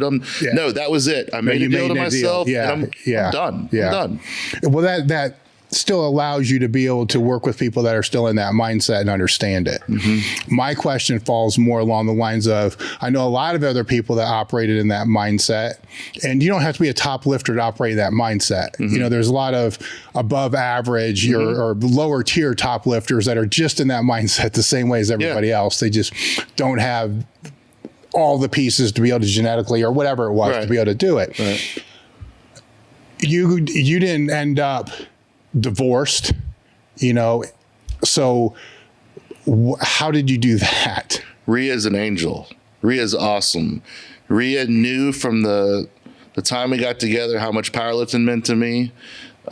She took the good with the bad, the bomb outs, the world records, all of that, and she's the biggest reason that I didn't completely destroy everything, because a lot of what I lacked in brains or genetic physicality, I made up with determination and anger or frustration or whatever we were talking about earlier. Just tenacity. I made up with that, and unfortunately, it would manifest in negative ways to my wife, to other people sometimes. But that's what helped me overcome some of the things that I lacked from a Shawn Frankl or Dave Hoff. So Rhea, knowing me better than anyone on the planet, understanding when to just walk away from me and leave me alone and let me, throw a fit and then just be over it, and then me come back and apologize. But if there had been someone that wasn't so giving and forgiving and accommodating, like Rhea is and was, I don't think it could have worked. So it wasn't just me. No, I get that, but there still has to be communication to be able to establish that both ways. Well, your advice you gave me, you can look up the video, a conversation with Dave Tate that we had in 2012, and I talk about it in my book, 1020 Life, where you said, hey, look, your wife doesn't love this like you do. You may think she loves it as much as you. And at the time, I really thought she did, but obviously she does not. So you told me you got to take some off seasons like some NFL players. You got to have some downtime. You got to give her a reprieve where you're not pushing all the time. Give her an out, invest more into the relationship. And then when the Arnold rolls around or whatever it may be, then you go all in, you do the meet or whatever, and then you back off. You train in the off season. You make up for the lost time or the time where you're distracted or focused or whatever. So that was also one of the things that helped. Like I'd come off supplements to like a very low dose in the off season. And that's why I could, what people would say is I'd go from, squatting 600 to 1100 in like a couple months, because I would come down to like a HRT, or half of that dosage, just 150 or 200 milligrams a week tops sometimes. But then when I got back on, I would, everything would come back. I'd be mentally fresh and everything. And so, does that answer the question? Yeah, it does, because it's, without making this sound too bad, it's if your personality at that time is a dick, it's gonna go towards her too, right? So if she doesn't know how to handle it, not that it's her responsibility to handle it, right? But it's the communication I had set up. It didn't always fucking work. Was if I'm being a dick and I was just told, by my wife, you're dick. So that's like a trigger word. Like I guess like in sex, like a safe word. All right. And just that alone would make me think, oh, stop. Snap you out of it. Just stop. Yeah. And think about this. Like, why am I really mad? Yeah, what's going on? And then you find out this is stupid. Very, very stupid. Like I found myself getting irritated yesterday, getting ready to head this way. I felt myself getting pissed. I'm like, why am I mad? Like, what is bothering me? Oh, I'm just trying to rush and get everything done too fast. I should have got up earlier. It's my fault. So then once I kind of worked my way through that, how much do I really need to do? I got plenty of time. Slow down. And then so going back to Rhea, one last thing is she knew when to just not react. And if she didn't react and would just kind of look at me, then it would just take the steam out of my temper tantrum. She just kind of look at me like, really? And I'm like, I need to slow down a little bit. She wasn't one that would be like, well, F you then, or whatever, because that would just throw gas on the fire or whatever. Yeah. She'd just be like, walk away, and that would just like stump me when she wouldn't react to it. And then I would just... So that helped a lot. She knew when to just leave me alone, because I'd be better in, an hour or two or whatever. And we'd talk about it then, and, things would be good. But she takes a lot of the credit for being so supportive and putting up with the ups and downs of such a seemingly what's the word I'm looking for? Such a seemingly silly situation with the supplements and the gear and the pressure and the meets in the bingo hall and all that kind of stuff. Yeah. You know, and it's not like, I went over to the Olympic lifting last year after we did actually it was around the time we did the podcast last year. And man, they have like a supreme setup over there. They have all these platforms and they got bleacher stadium seating. Though. Yeah. Like the atmosphere stinks. But as far as the setup, no, I get it. Yeah. The setup's primo, man. They have all the nicest bars and everything's uniformed. And I'm like, dude, this is what powerlifting, this is what it should be, instead of, just a hodgepodge of stuff. And, either the meet director's drunk or a drug addict or clueless, or, there's just certain things I think about, going back to the seniors a couple times, the meet director getting drunk and not showing up the next day, or meet directors, people are trying to weigh in and they just look with glazed over eyes. Like, what am I supposed to do now? It's like, you've had a year to plan this. What do you mean you don't want to weigh people in? Or like, what do you mean you don't know where weigh-ins are? Like, what is this? So all that stuff, looking back, it's kind of silly, but I took it like really, really serious. And I look back and I kind of wonder what I was thinking sometimes. I get it because I loved it and it was my identity. And, I love to train heavy and I love pushing for that squat and the feeling of winning a meet, the feeling of getting back under the bar or getting out from under the bar and succeeding. I love that. Hanging out with the friends after the meet. But all the stuff that went along with it, the BS and the politics and the health risks and the relationship turmoil, like all that stuff, I don't miss at all. You know what I mean? Yeah. But the lifting aspect, I get why I loved it so much, and the camaraderie. But, looking back, sometimes I kind of wonder what I was thinking. I think it's a good thing though, right? Because it's not everybody gets an opportunity in life to actually go that deep or that all into something, right? And that provides different perspective, right? So it's like pain. Like what you think's extreme pain might be different than somebody else's pain. Everybody judges pain differently. Where if this is what your all-in mentality is into something, and that's at this extreme high level, right? Then that changes your anchor of what all-in means. Yep. Right. So now you can sit there and say, you know what, maybe that probably was 2 standard deviations more than what it should have been. Yeah. So now if I'm going to go all into this career thing, I don't have to be there. I can go here and get the same result without that anchored. Then what if the anchor was just like a 2? Like you were really good at a high school meet, and that's the best that you ever did. Yeah. Then it's a little bit different anchoring system with that. With the girlfriends and wives, one thing I always try to go out of my way of doing, actually the first thing I tried to go out of my way of doing is just not to be at any meets at all. I fucking hated going to meets, so that was the first thing. But if I was there, I'd always go out of my way to tell them and to thank them for what they contribute to you being able to perform the way that you perform. And you did, I remember. Yes, because without them, you're not there. And they're never told that. Yep. Significant others just aren't told that. Yep. So if it's just one statement or one little conversation, I hope it matters, right? Because it's true. Yeah. And especially on those days, right? Because on those days, it's the shit like you're talking about. So she's sitting there like, this is a silly, stupid sport. My husband loves it. I'm going to support it. But what the fuck? The meet director ain't even here. Like this is a national that's paying fucking thousands of dollars and he can't weigh in. Like, why can't he weigh in? Right. Why is the scale a bathroom scale? Right.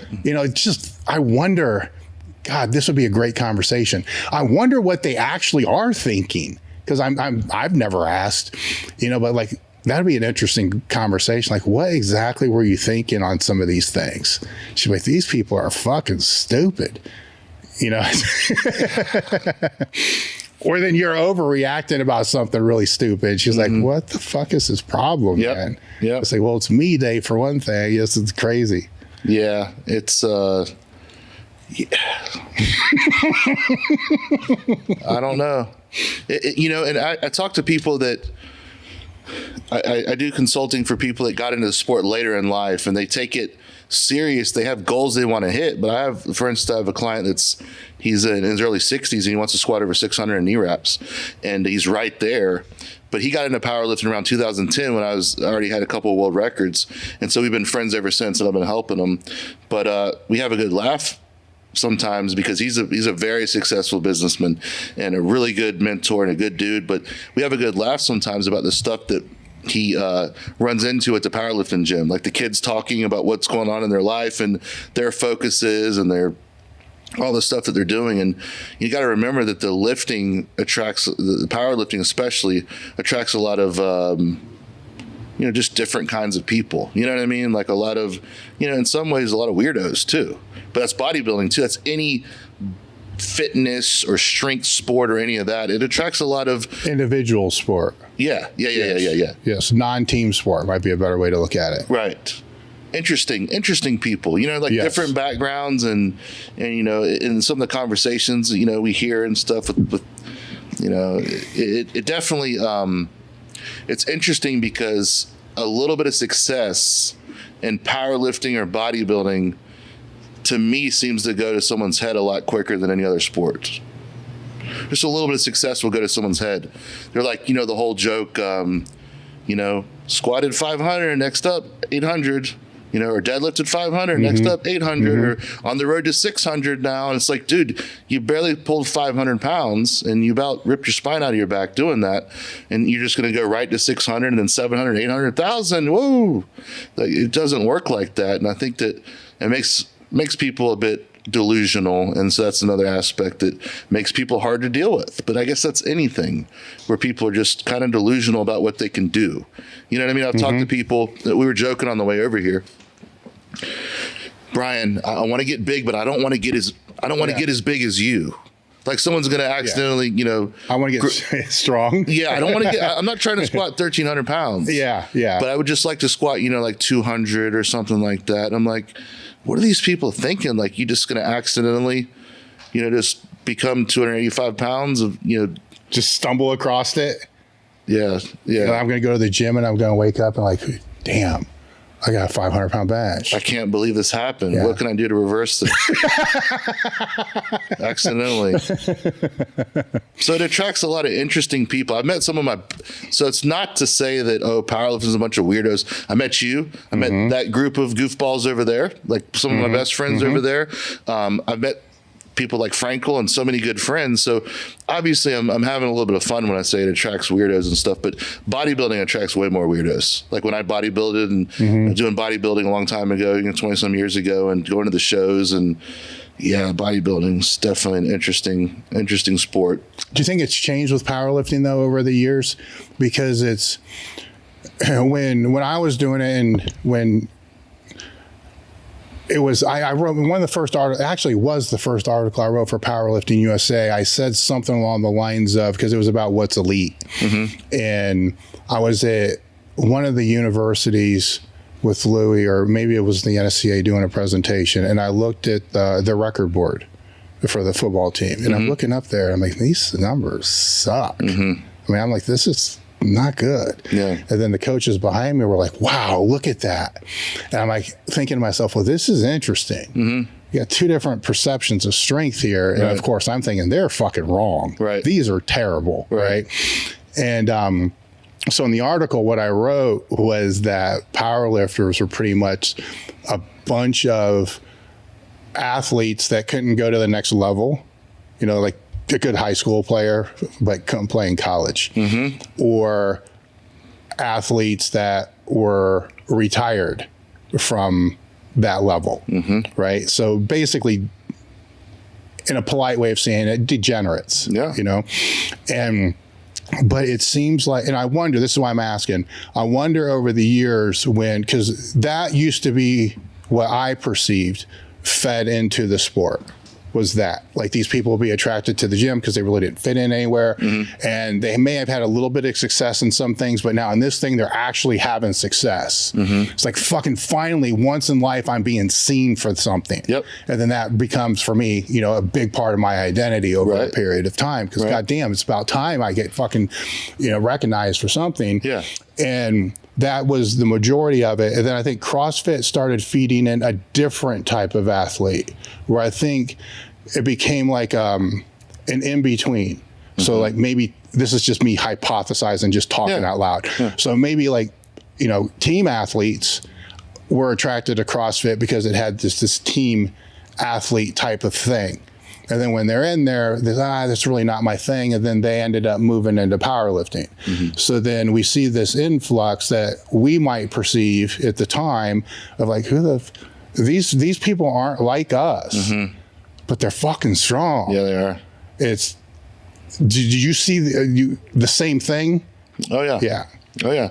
And because I'm not sure if that's where that influx came from, but as the sport broadened, it seemed to become less I don't know how to fucking explain it. Less misfits, you know. And definitely. Yes. In a good way. Yes. Yeah. A little more, I don't know if professional is the right word, but just a little more organized. And I mean, some of these meets that they're doing now, like they had this big meet in Tampa. Like I think they call it the Battle of the Bay.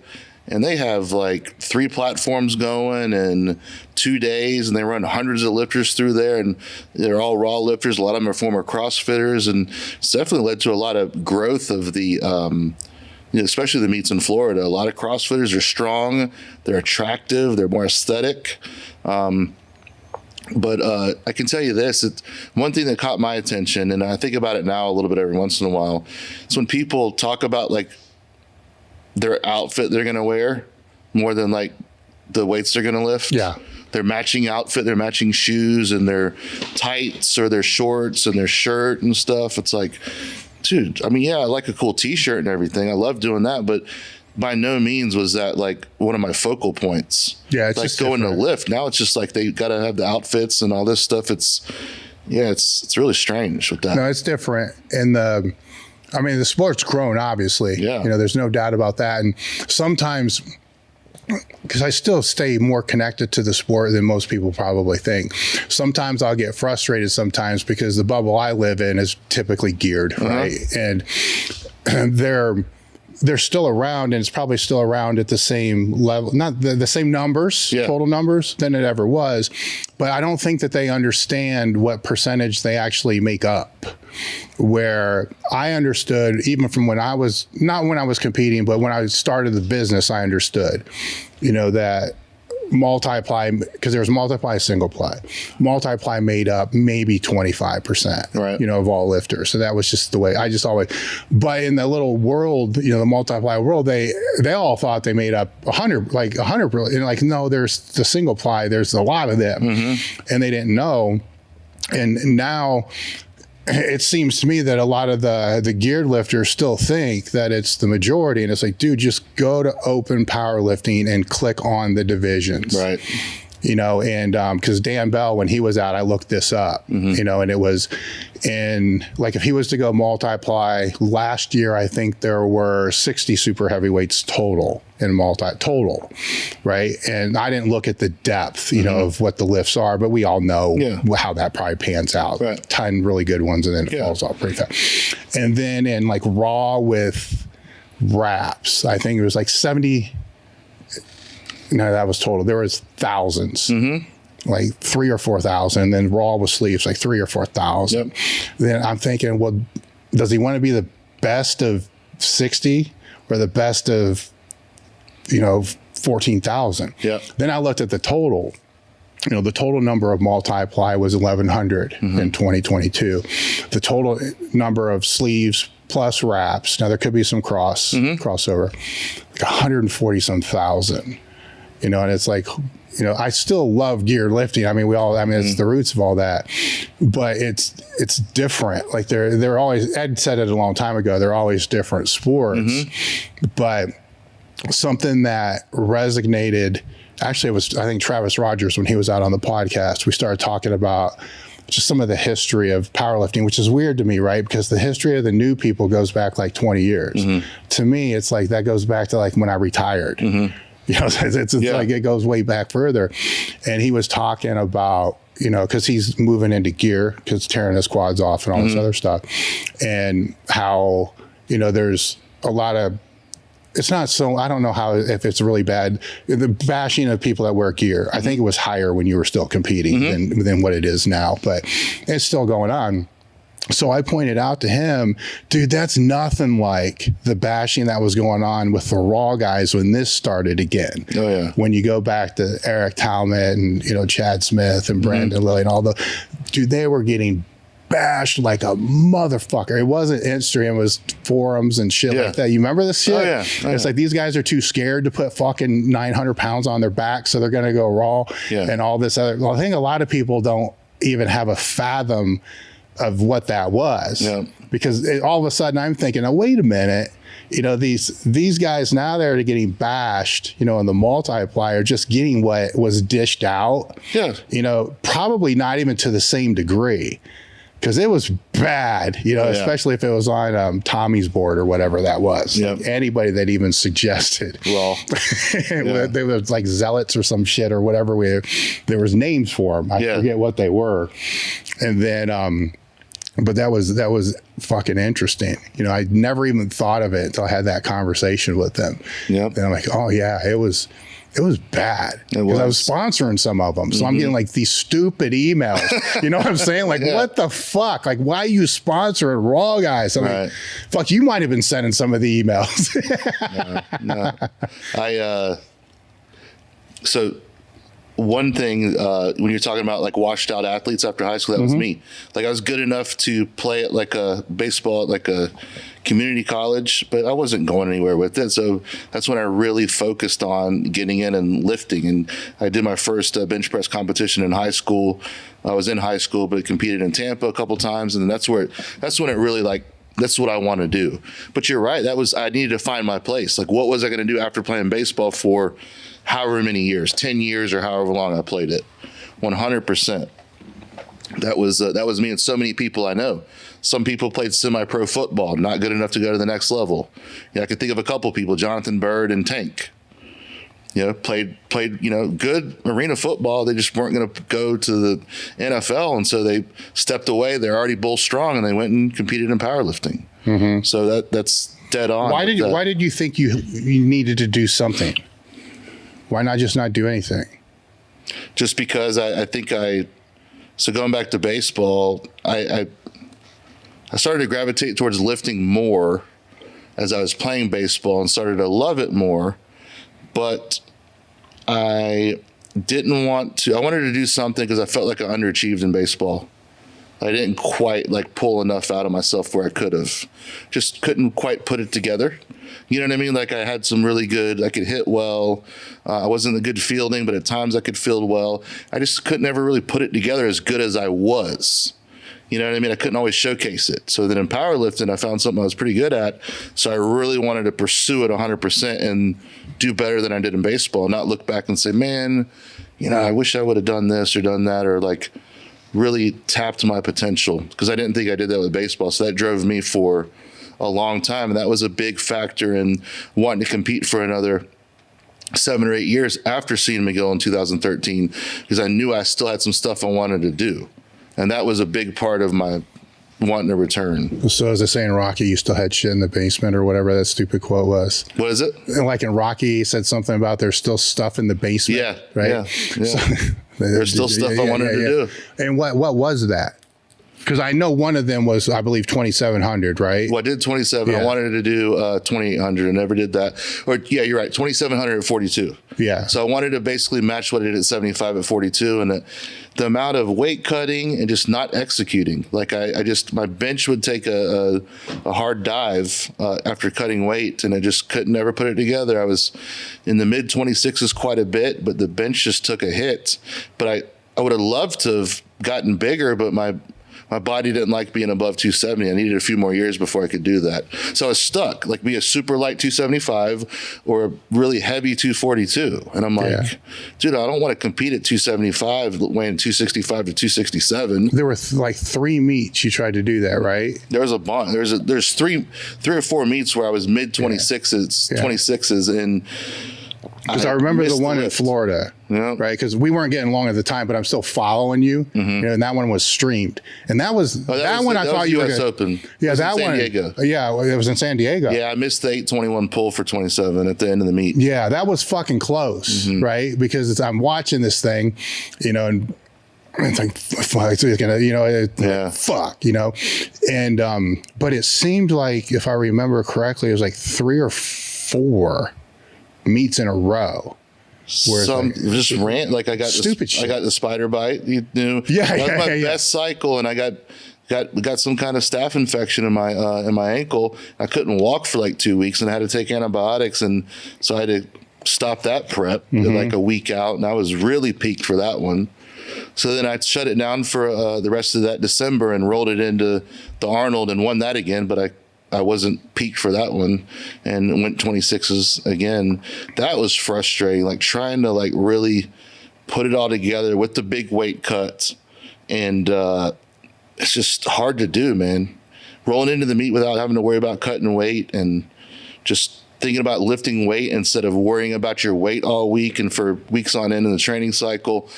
And then being the biggest focus, making weight, and then worrying about lifting because you're not going to lift unless you make weight. It's kind of like what the fighters talk about. Yeah. I'm not thinking about fighting. I'm thinking about being in the sauna for, 6 hours tomorrow or whatever.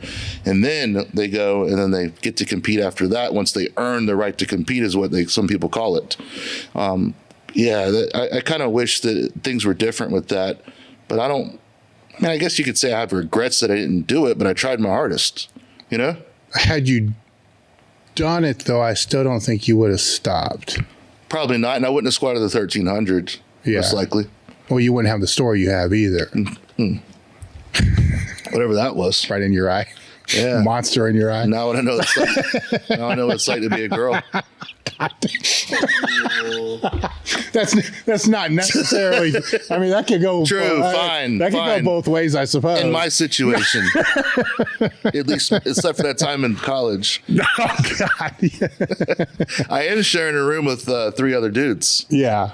So whatever, dude. Whatever happens in Arnold weekend stays here, hopefully, right? Yeah, is that how that works? I don't know how that works. Well, I'm not competing. I don't have to worry about my legs being underneath me this weekend. Yeah. You know what I mean? Yeah. So you've been to 2 that you didn't compete in? How many? Because, I mean, COVID fucked it all up, right? So I didn't compete. And so I've been last year and this year, the 2 Arnolds that I'm not competing in. 20, I was getting ready to push for that 1300 when I came up in 2020 when COVID was hitting. But I like coming and hanging out. Like I like making the rounds and seeing people and just not having that pressure of like, oh God, I can't enjoy anything. I gotta, focus on my lifting and all this stuff and all the stress and anxiety that comes with that. But now I can like see people and hang out with them and catch up with them and enjoy them and all that stuff that I couldn't really do at the time. And a lot of these guys, like I took them to the Arnold the first time last year, but I think 5 of the people, the 8 over there, 7 over there, have never been to the Arnold. So that's cool to like get them to experience it, even though, I'm sure a lot of them would have liked to see the animal cage. I don't think that's going on anymore. But nonetheless, it's still a good experience for a lot of them that either haven't competed a lot or haven't competed in a while or never been to the Arnold. They get to see like, a lot of cool stuff here. With the back stuff, I didn't ask this, but I wanted to get around to that. How much cervical and thoracic issues do you see? Cervical, not a ton, because I wouldn't say that's much of a specialty. I have a couple of people I refer over to that, but like, do I see like people coming to me, or is it like from powerlifting or like? Yeah, just that's the issue. So it's not so much low back, but higher. Yeah, so a lot of the T-spine. The T-spine and lumbar spine, they'll have like multiple levels. I might have something in lower T-spine and then something in like mid lumbar that might be going on. But quite a bit of T-spine that come with the lumbar for sure. But the neck stuff, that's a little bit outside of my range. And I'll just I'll give them some thoughts because I've got 4 bulges that aren't really symptomatic in my neck. And I don't know how I got those. Benching heavy, the bar on my back a lot. I was in a car accident at one time. I've had trauma. I got slammed on my head when I was like 16 playing football, knocked me out. So that was probably a bit where the neck stuff started, but they're not symptomatic. And that's like one of the things too. Just because someone has an MRI that shows disc bulges, you don't just go and operate on the MRI, you operate on the human. So if they're not showing symptoms, the MRI, you could have someone with a supposed clean MRI that's in writhing pain, and you're just going to dismiss them.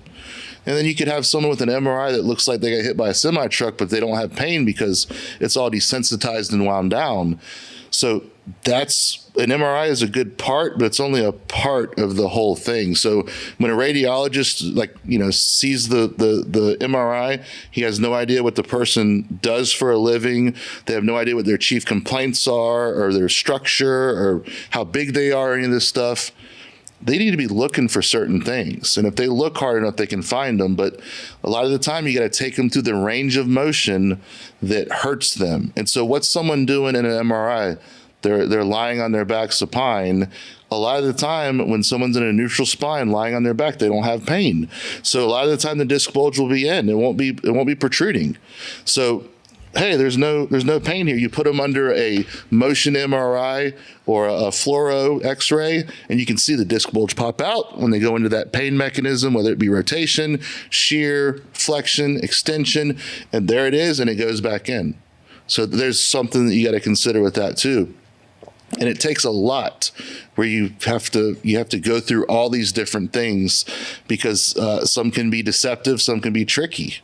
Sometimes people don't have pain for a long time, and then it's certain movements or positions, a nerve root gets underhooked or overhooked. The disc bulge can be dynamic depending on how they move. It can pop out and encroach on the nerve roots and go back in. And you've got to be able to put this person in positions that mimic their pain symptoms they're telling you about, but then also remove it by changing their posture, having them stiffen in certain situations. And you got to play what we call jazz a bit, especially if it's not a straightforward injury. So that's why you need, again, going back to the 2, 3, 4 hours sometimes, look at the MRI, talk with the client, and then do your assessment. Maybe have them exercise some. Show me what causes your pain. Mimic that. Oh, I see why. You have no brace going on. Now stiffen up a little bit. Is the pain gone? Yeah, it's gone. Well, I don't think you're ready to go back lifting yet, but let me put together a program to help build your core so it's a little bit more resilient. Let the pain wind down and desensitize, and then let me help rebuild you back to get under the bar again. The discs are pretty interesting, because the more pain that someone has, and let's say in a disc, the more sensation they can have in the disc. How am I trying to say this? The more someone provokes their pain, the more sensitive the disc gets. The less they provoke the pain, the more it desensitizes. So that's why someone's stretching over and over and doing the same things over and over, they just get more sensitive and more sensitive. They get more basically more nerve connections in that disc, and it keeps growing it more sensitive. Whereas someone with the shoulder, you might move it around a little bit and then you feel good, you're ready to bench. Then towards the end of the session, it gets locked up again. You need to shut it down. The back isn't like that. It gets more sensitive. And then these are my words. I call it bleeding capacity. I had a talk with someone a few months back, and she was telling me about her back pain. And I said, let me guess. At one time, it only hurt you during certain situations, like after a really heavy squat and deadlift workout. She's like, yep. And so it's gotten worse, huh? So now you can't do the things you used to do, right? And your back never hurt you outside of the gym, right? Nope. And now it hurts you right there because you're standing in that position. So you've bled capacity, and you've gotten more and more sensitized to where before it was only a 400-pound squat that hurts you. Now it's literally the bare bar on your back, because you've wound up the pain and created so much sensitivity in that disc that you got to unwind it and let it heal for a while, and then slowly let it adapt to load again. So that's not like a ball and socket where you can loosen it up a little bit and get some blood in it. Bench, I feel pretty good. I warmed it up. I stretched it out. The back isn't like that. It's a completely different joint than like a ball and socket. So that's what people get kind of tripped up with that too. You know what I mean? Like the more you do, the less you're going to be able to do. if you're continuing to wind the pain up. That's why you got to move around the pain and do things that don't cause your pain and bolster around it, around the injury to create more capacity. So if it's bending that hurts you, get away from bending for a while and then reintroduce it. But then at the same time, you got to look at what is this person's goal?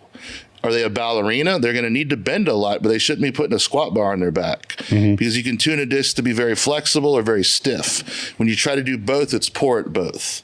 So, Stu uses the analogy of an oak tree and a willow branch.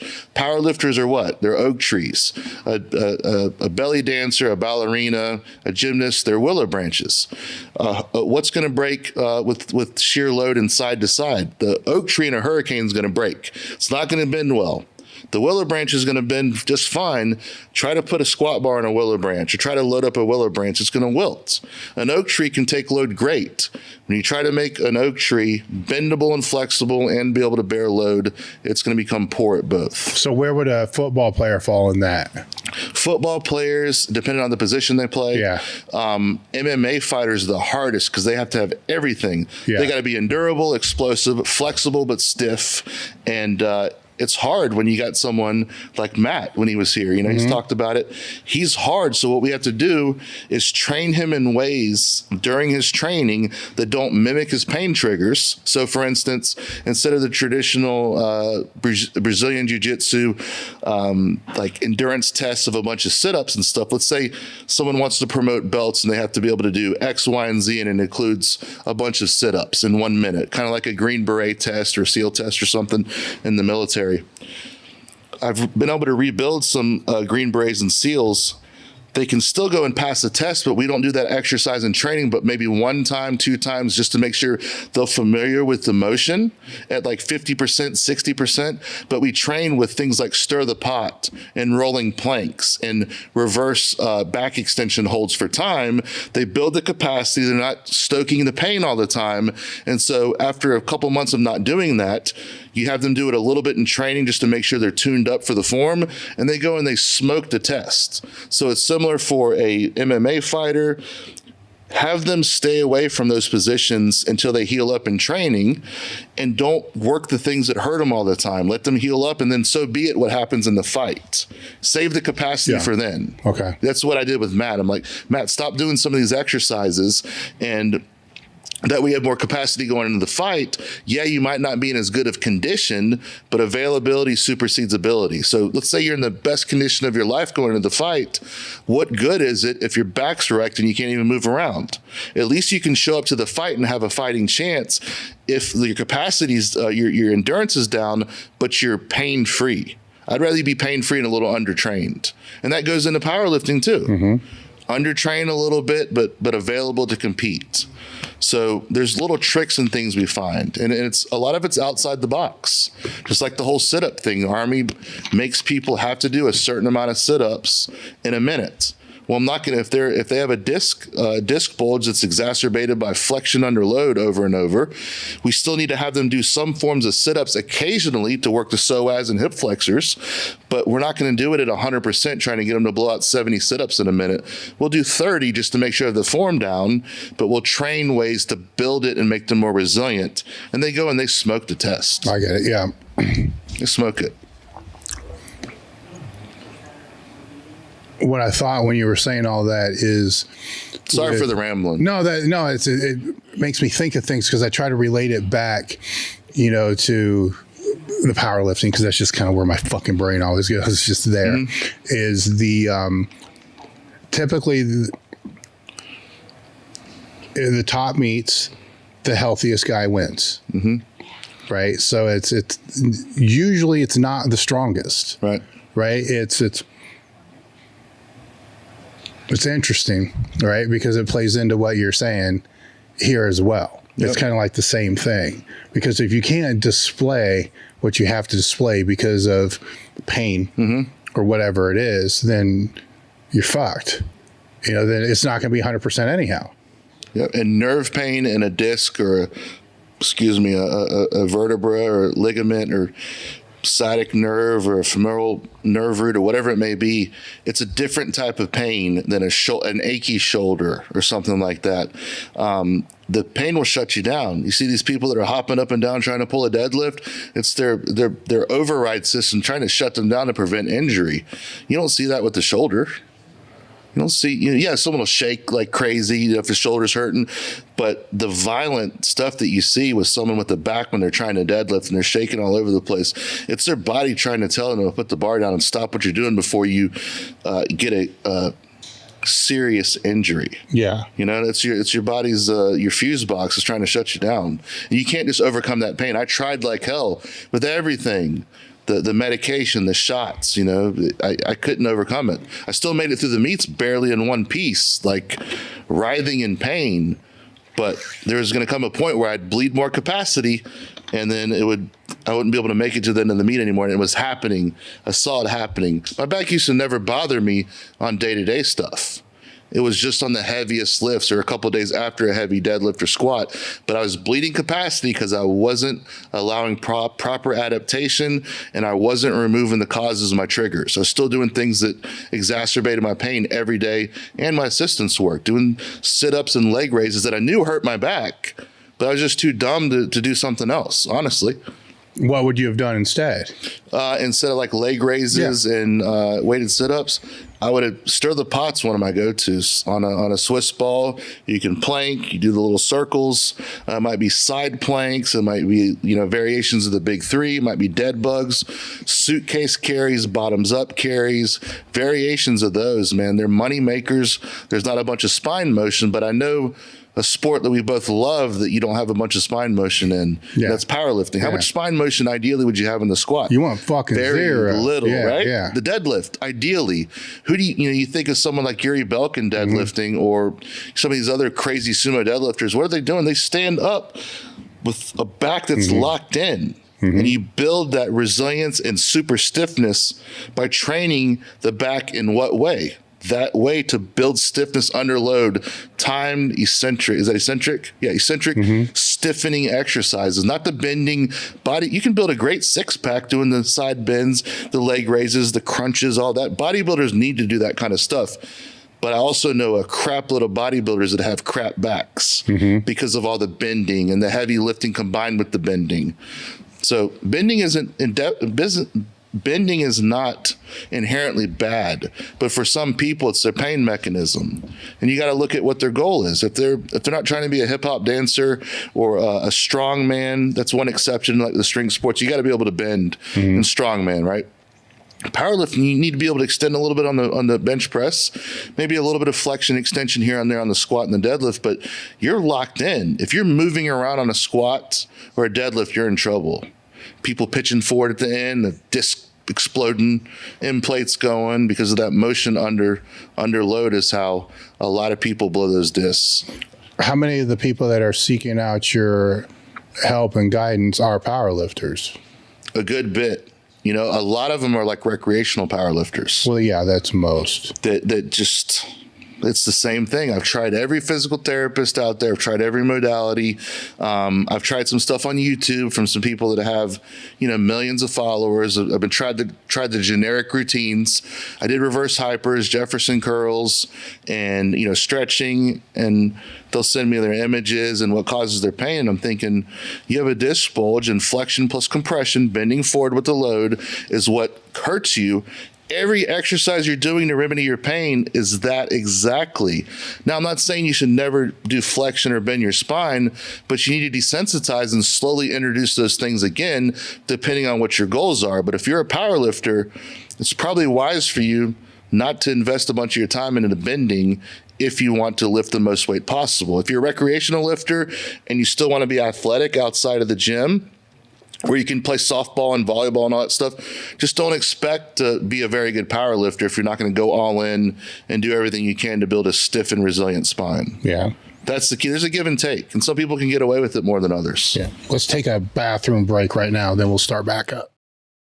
Today's episode is brought to you by Power Rack Strength CBD. Power Rack Strength was founded by Brian Carroll, a good friend of mine. I've been thrown many products over the years, literally thrown many products over the years, which was all junk. So of course I was going to bust Brian a little bit when he first came out with this until he explained to me how much research and who his partners were that were associated with this company. Then after he sent me some of the samples to test, I was absolutely blown away by the drops. As with most people, I have a hard time falling asleep. I'm cool when I'm asleep, but I have a hard time falling asleep.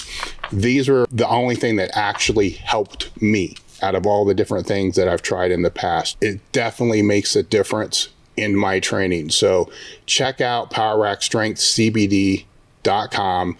Use the code TableTalk2023 and you'll receive 35% off your first order. If I'm pushing anything, I'm pushing the drops first, then I will push the roller second. The balm is good, but I'm just not a balm guy.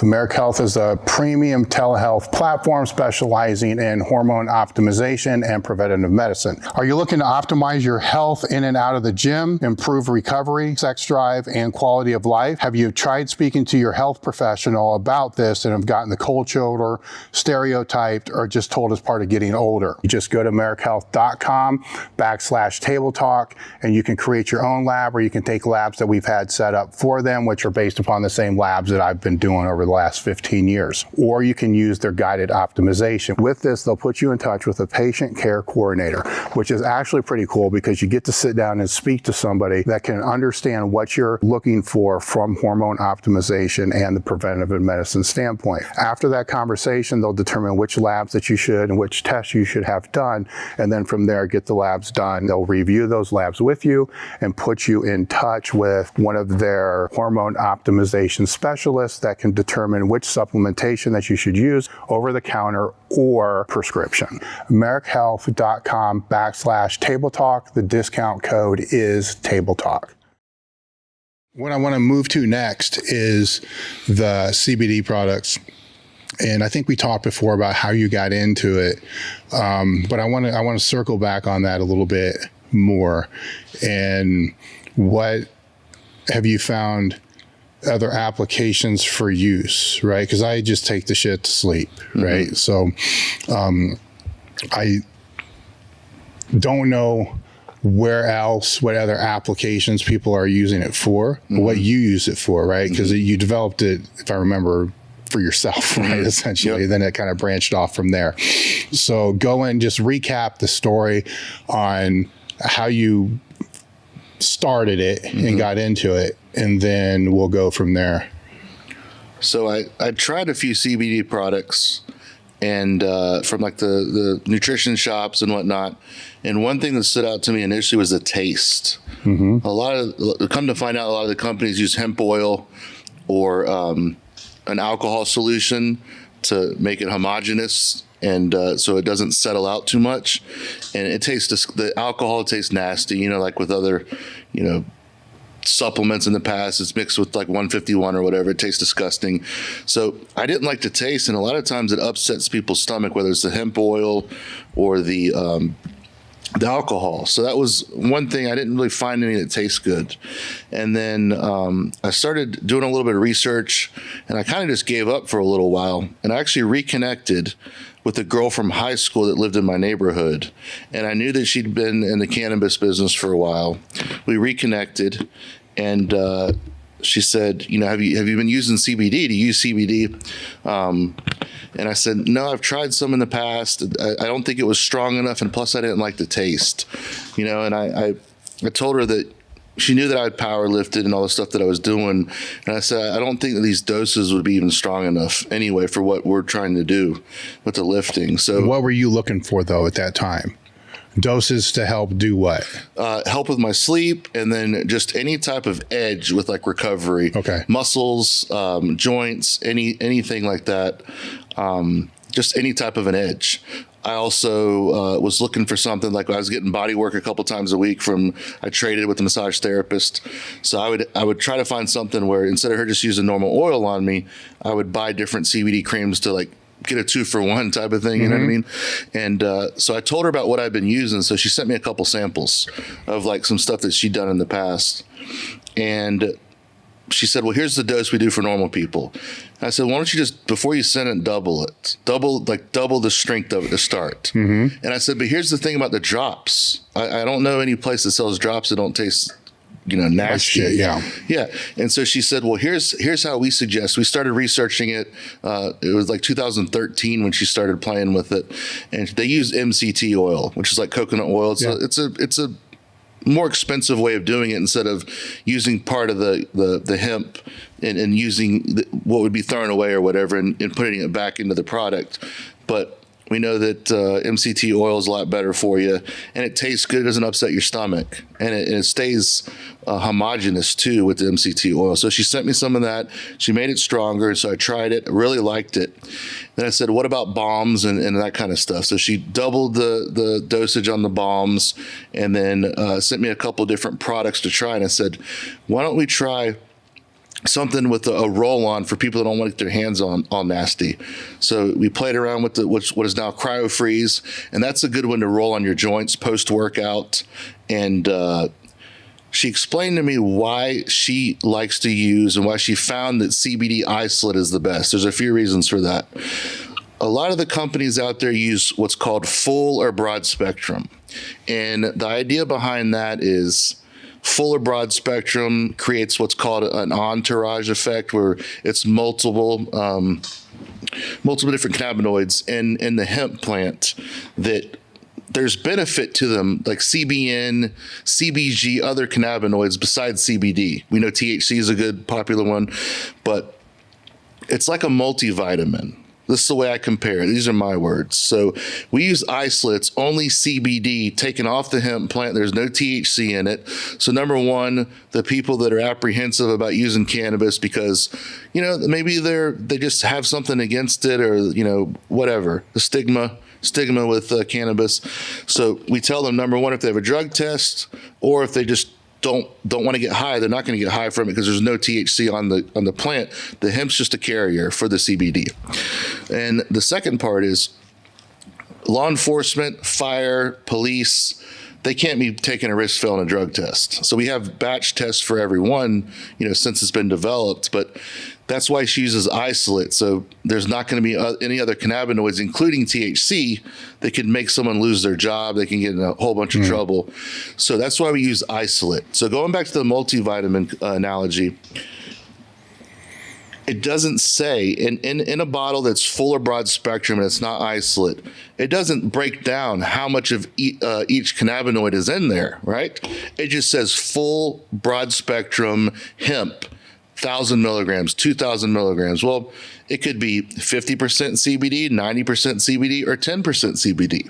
You could have a crap load of CBG and CBN. We don't know what's in there. So it's like a multivitamin where it has every vitamin and mineral known to man in there. But what the heck is 100 milligrams of vitamin C going to do for you? Nothing. You need it by the gram, right?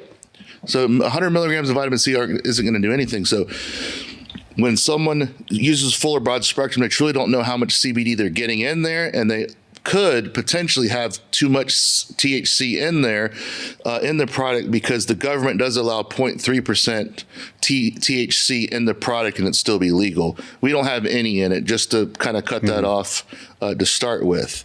So that's why we use isolate. And if people want to use other cannabinoids, they found them to be productive, get them and control the dosage so you can know exactly what you're getting instead of a shot in the dark. Okay, well, there's 1,000 milligrams of hemp in here, full and broad spectrum, but I have no idea how much CBD is actually in here. So like a proprietary blend that you would find in supplement. And you don't know what's in there. Yeah. And we know what happened with whey protein about 10, 15 years ago.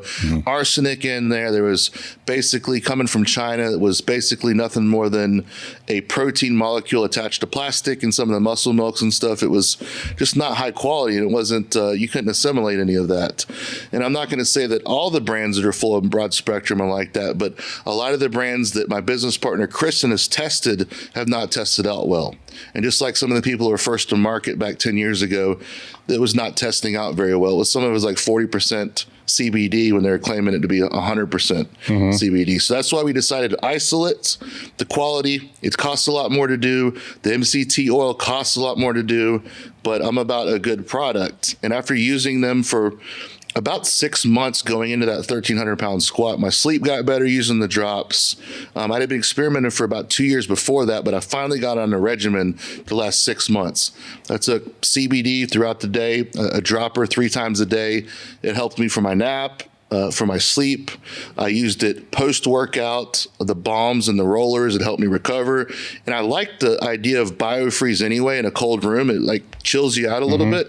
So that's why we have CryoFreeze. It has the menthol in it, and it has the actual medication beyond just the menthol, the CBD in it to help relax. So you're using it more post-training instead of pre. Right. But if something's achy like a knee, I put the balm on before I train. Just put some on there under my sleeve or whatever. But as far as the cooling, I wanted to use that afterward. Yeah.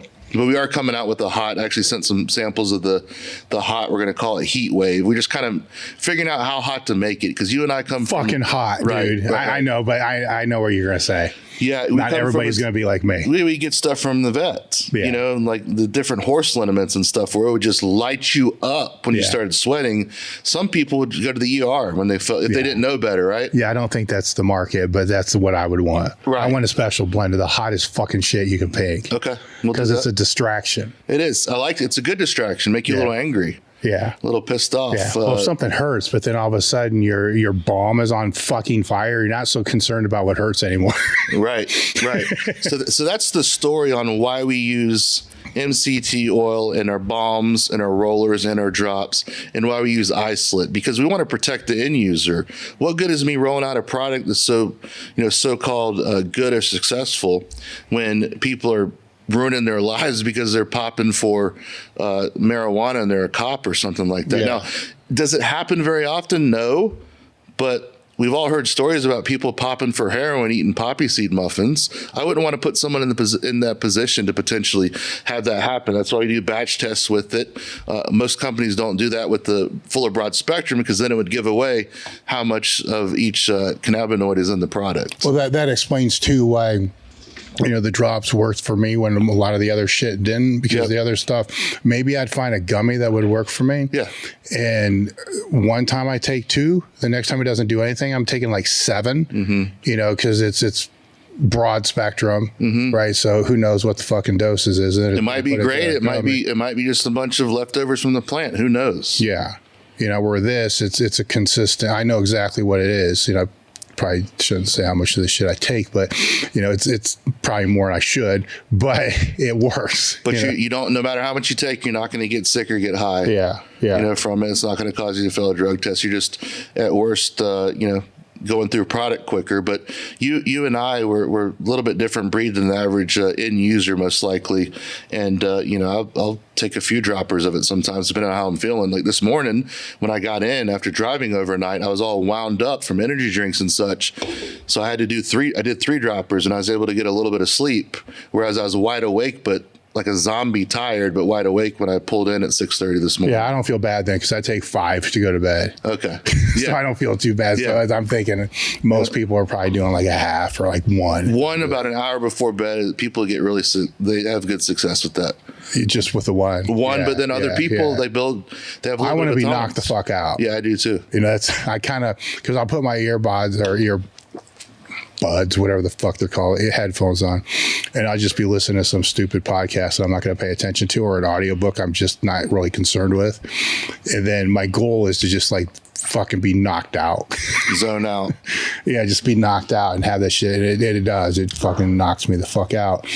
Where I almost like a Xanax, but not like that. Right. So, but that's what I was looking for. Is I didn't want to go down that road of the Tylenol PM and the NyQuil. right? Which I used to, right? But then I'm like, man, this is probably not a good fucking idea in the long term, right? Because I know people that will drink half a bottle of fucking NyQuil to go to sleep every single night. Did you ever wake up hungover, or were you okay? What, from the NyQuil? Yeah. Oh, fuck yes. You wake up like shit, you know, so then you're like stumbling like a zombie just to find coffee or caffeine. And then it's this vicious cycle that just repeats and goes, you know, over and over and over. And then you're like, for me, it's like, why? You know, then it's like, fuck, it's a vicious cycle. Then it's, how can I break this? Because if I need, let's say that's the cycle that I'm on, where Tylenol PM plus NyQuil, just be able to knock my ass out. And then I'll have a day where I drink too much coffee, drink too many Monsters, or maybe take a modafinil or something. Then what do I need that night? Because the same shit ain't gonna work, right? You know, so now it's like, holy fuck! Does that mean I'm drinking a whole bottle of NyQuil? You know what I'm saying? 4 Tylenol PM and a whole bottle of NyQuil is probably not a good idea. No, you know, so it's like how to. That's right. That's after all. That's when I started looking to the CBD originally. Like, because this doesn't look good, the direction this is going, you know, and so I got to find a way to get that off, because liver enzymes are being impacted, you know, plus the HRT shit. That's not so bad because there's no orals, you know, but still it's impacting that. It's like, for what? You know, to be able to, I guess you have to sleep, but like, you know what I'm saying? Like, to be able to sleep, like, come on. And the route of I was going back and forth with you on that. I mean, the road with the gummies is like, Jesus Christ. You know, it's like, finally, I found one. Awesome. Then the next time you go to buy, it's like, the fuck? Now this inconsistent, sucks. even when it's regulated, a dispensary or whatever, it's just inconsistent. Fucking terrible. And it's like, why is this not the same as what it was before? Do I have to buy? Is this like the old school test? I need to buy like 10 at the same time to make sure I get the same lot. It all comes down to just like sauce or anything. The reliability of your source is what it comes down to. And my source. From Colorado, it's high quality and it's good, and we don't cut corners, and it's priced competitively. And I mean, that's just you know, I'd rather have people. You do the same thing. It's Elite FTS. Like, are there people out there that sell certain things cheaper in mass? Yeah, but the quality isn't there. The quality, you're not going to sell your soul. You know, you want good quality equipment, and that's what you built your name on, high quality. And so that's what I want to do too. I'd rather be okay with myself than to put out some BS. You know what I mean? What things are you working on now? Gummies. So gummies, CBD gummies, the heat roll-on, and then we have, so we're going to do gummy bears and gummy worms in different strengths. And then we're also going to do a melatonin CBD combo too. So we're going to be doing that. I've been testing that. I like it, but I haven't taken melatonin in like 10 years. I haven't either. So Kristen sent me a bit of it, and I was kind of tested it out. We were testing a new flavor of strawberry. It tastes good. And, I'm not quite sure if I need more melatonin or not. I think we're using, I don't want to say it. It's just like a normal dose. I think we're using a melatonin. I might need more. Yeah. So it's about your source. Comes down to your source. Outside of the CBD, what other things are you working on? I'm really working on honing my skills as a McGill practitioner. That's like the big thing. I'm working on getting my body weight down, but I'm still eating too much. You know, I'm like 275 still, and I like to eat. Yeah, I mean, that's, you know? Yeah, your diet kind of plays into that. Dude, I just like to eat, and you know, these 54 grams of sugar aren't really helping my cause any. But we want to have another baby. Okay. So that's another thing. So that is one thing that we're working on, and so I'd like to have a boy, but with my luck, I'll probably have 2 more girls. Twins again. But my girls are going to be 3. Oh, really? They're going to be 3 in April, and that's been awesome. It's hard, you know, when they're both crying at the same time, and you know, I'm trying to work from home and all this stuff, but I wouldn't have it any other way where I can be home and spend a lot of time with them, especially at this age when there's a lot of important growing and developing that they're having. So I'm super thankful that I can have a job where I can work from home and see them at this age as they, start working their way towards pre-K. And so we'd like to have a boy. I'd like to, carry on the name. I don't think my brother wants to have kids, so I'd like to carry on the name a little bit for sure. That was one of the most important things for me after I had my kids, was the ability. I didn't care if I had to work 100 hours a week, but if I could work from where I wanted to. And I kind of saw that as the trade. Like I could do 40 hours a week and be someplace else. I could do that. And I knew if I was going to have to work from home and it would be my own thing, I was going to have to work 2-3 times, whatever that was. Right. But that was the trade, because now I get to do it, where I want to. And I think with some people today, they want to make that trade, but still have it be that 40 hours. And it doesn't work like that, not when you have your own thing. Nope. And things happen no matter how much you check all the boxes and cross your T's and dot your I's. There's problems with everything, and they will find you. Oh yeah. And yeah, man. And I'm learning that too. You can give your best every single day and you can still fall short. There can still be major issues and you're like, what? You can't control everything. I'm learning that too. Yeah. Speaking of, going back to the CBD, one of the funniest things that early on when it started like growing and I saw that I needed to kind of pursue the CBD is how many people have had great success giving it to their goats and their dogs. The balm on the goats' joints, the drops for one of my friends has quite a few goats, and a couple of them were born with like a debilitating arthritis, and they couldn't walk around and such. And he told me about it. So I said, here, try the balm and try the drops. And they're like running around and playing and everything now. But sometimes when joints are too far gone, as you know, hey, you can't take the best drugs in the world. It's not going to make a big difference. But you catch it early on, man, a lot of people's dogs, I give it to my dogs every single day. Some people's dogs, man, they give it to them before they start, getting the knee and the hip degeneration and such, and it helps them stay happier, and they don't have to worry about being tranquilized with a bunch of gabapentin and all that stuff that they end up having to take. So I don't know, maybe I need to start pursuing beef and chicken flavored drops. Yeah, they sell it. Yeah, change the label. Yeah, and what hell, anytime you put a horse on that's the best stuff. Horse or a dog. Yeah, those are the good old days. I was speaking of which, a lot of people will laugh. So on my Mac, it's a little low. My MacBook, it's a small one, but I took 2 hardcover books. One is, I can't remember what it is. The other one is Anabolics 2021 by Bill Llewellyn, or whatever his name is. Yeah, Llewellyn. Llewellyn. And he was at SWIS this past year. Real good mind on drugs. And I was walking in my room to grab my computer yesterday as I was packing up, and I just stood there and stared at the cover for a little bit and got nostalgic. I'm like, Dinkle and Quality Vet and all these are the good old days where it was labeled. Yeah.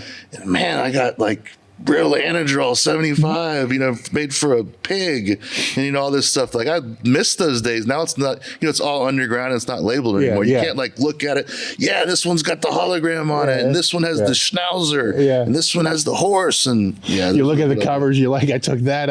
Then after a while, I took everything on here except 3 things. Yep.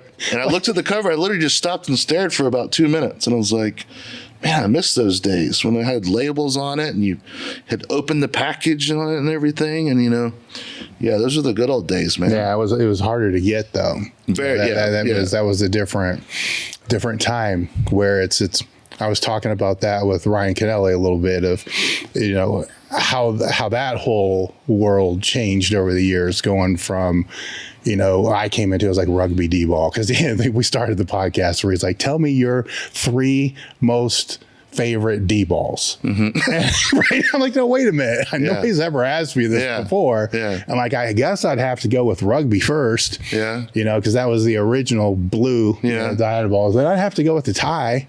And then after that, I don't fucking know. Yeah, the tie pinks. Yeah. I like the white Brazilian Anadrol, they're called. Hemo something, whatever. They're in blister packs. And And then, yeah, those are the two. And then like I liked the Karachi Sustanon ampules and the Jelfa Omnidron ampules.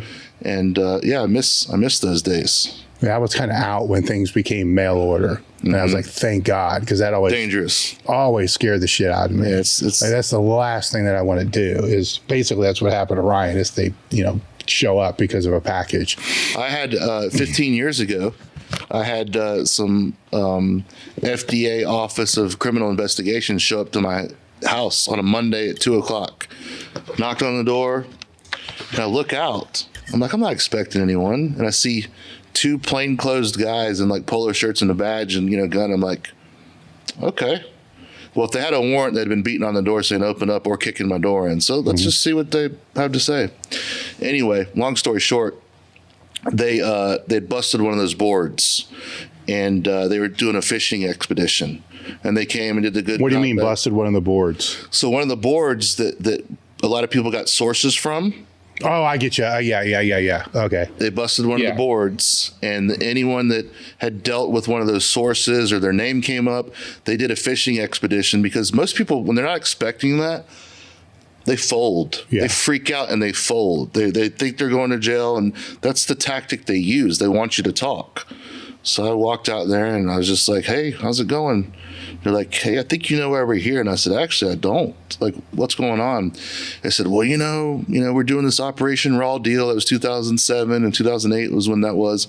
And, we're doing this. And it's okay if you have stuff for your personal, but if you do have some stuff in there, we advise you to take it out of your house and go throw it in the dumpster. And I said, I don't know what you're talking about. But, hey, best of luck to you. Have a good day.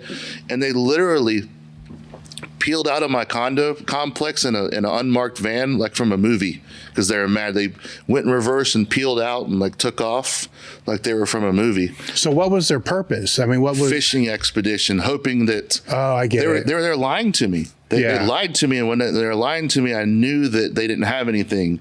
They said, what would you say if we intercepted a package coming to your house with a lot of X, Y, and Z? And I said, well, I didn't order anything, for one, of any sort, so I would have to reject the package. That's what I would say to you. I'm not expecting anything, nor have I ordered anything. What would you say if we intercepted a bunch of money that you sent, and then I knew what they had? I had sent money to a source, allegedly, like $500. We're talking about a lot of money. So what they did is that's when people were doing cash and mail. So the feds infiltrated the board, made some cash and mail orders, waited at the P.O. box, busted them, and then any mail that they had, so they had an address. I said, anyone could write anyone's address on an envelope. I don't know what you're talking about. And meanwhile, I'm like, well, they know my name, but they got nothing on me. They would hope I was going to fold. So I didn't say anything, and I immediately called Rick Collins' office about 2 days later. And I didn't talk to Rick, but I talked to one of his other lawyers, and he was super helpful. I said, hey, here's what I have going on. Tell me, what should I do? He goes, well, they're doing a fishing expedition up and down the East Coast right now. And I said, is it a good thing it was the FDA Office of Criminal Investigations? He goes, nope. They bust more people with steroids and growth hormone than the DEA and FBI combined, because that's what they were doing. That Office of Criminal Investigations they were like behind Operation Raw Deal. So I was thinking, oh, it's the FDA. It's like the B team. No, they were the A team there, and the DEA and FBI were working on something else, but never heard anything else. But they expected me probably to crumble, like probably. And when I talked to the lawyer, I said, what, probably about 50, 70% people crumble? He goes, 95. Yeah. And this is something that happened more frequently than people know, right? Where that's when, people talk about anabolics today. And it's like, I don't understand why people aren't so open about it. I'm like, this still can happen now. Yep. Right? Because it's still illegal. Yep. Right? And the mail order is still fucking illegal too. There was a reason why people didn't talk about shit like that, because if it was on a board, like you're talking about, then you're not the first person that's told me this. Half the lifters I know probably were either had that happen or knew somebody that had that happen. Yep. So the last thing you're going to do is be like, oh yeah, hey, by the way, and doing all this shit about it. It's different today than it was then, but today there's also Merrick Health. There's all these different, there's ways to Which get it. Which is the way to do that. Which is by far the way to do it. Yeah. They didn't exist then. Nope. It's like, fuck, somebody go to Mexico, go to the vet, or, who's going to order it? Yeah, and then you have feds showing up at your house, beating on your door at 2:00 in the afternoon, thinking you're some kind of kingpin. So basically, they thought I was some kind of remailer or something. Like stuff would come from out of the country to like a source is what, and then they would disperse it all through the country. And I'm like, $500? I wanted some D-ball for myself. Like. When you, especially if you just have an okay connection, how long is $500 worth of drugs going to last you? No, not very long. They're acting like it was some kind of kingpin. That's why I laughed. I'm like, you guys, best of luck to you. Have a good day. Yeah. Looks like Ken just got here, so let's take another break real quick and then we'll start back up. So Merrick Health is a premium telehealth platform specializing in hormone optimization and preventative medicine. Are you looking to optimize your health in and out of the gym, improve recovery, sex drive, and quality of life? Have you tried speaking to your health professional about this and have gotten the cold shoulder, stereotyped, or just told it's part of getting older? You just go to merrickhealth.com/table talk and you can create your own lab, or you can take labs that we've had set up for them, which are based upon the same labs that I've been doing over the last 15 years. Or you can use their guided optimization. With this, they'll put you in touch with a patient care coordinator, which is actually pretty cool because you get to sit down and speak to somebody that can understand what you're looking for from hormone optimization and the preventative medicine standpoint. After that conversation, they'll determine which labs that you should and which tests you should have done, and then from there, get the labs done. They'll review those labs with you and put you in touch with one of their hormone optimization specialists that can determine which supplementation that you should use over the counter or prescription. merrickhealth.com/table talk. The discount code is table talk. Today's episode is brought to you by Power Rack Strength CBD. Power Rack Strength was founded by Brian Carroll, good friend of mine. I've been thrown many products over the years, literally thrown many products over the years, which was all junk. So of course I was going to bust Brian a little bit when he first came out with this until he explained to me how much research and who his partners were that were associated with this company. Then after he sent me some of the samples to test, I was absolutely blown away by the drops. As with most people, I have a hard time falling asleep. I'm cool when I'm asleep, but I have a hard time falling asleep. These are the only thing that actually helped me out of all the different things that I've tried in the past. It definitely makes a difference in my training. So check out powerrackstrengthcbd.com. Use the code TableTalk2023 and you'll receive 35% off your first order. If I'm pushing anything, I'm pushing the drops first, then I will push the roller second. The balm is good, but I'm just not a balm guy.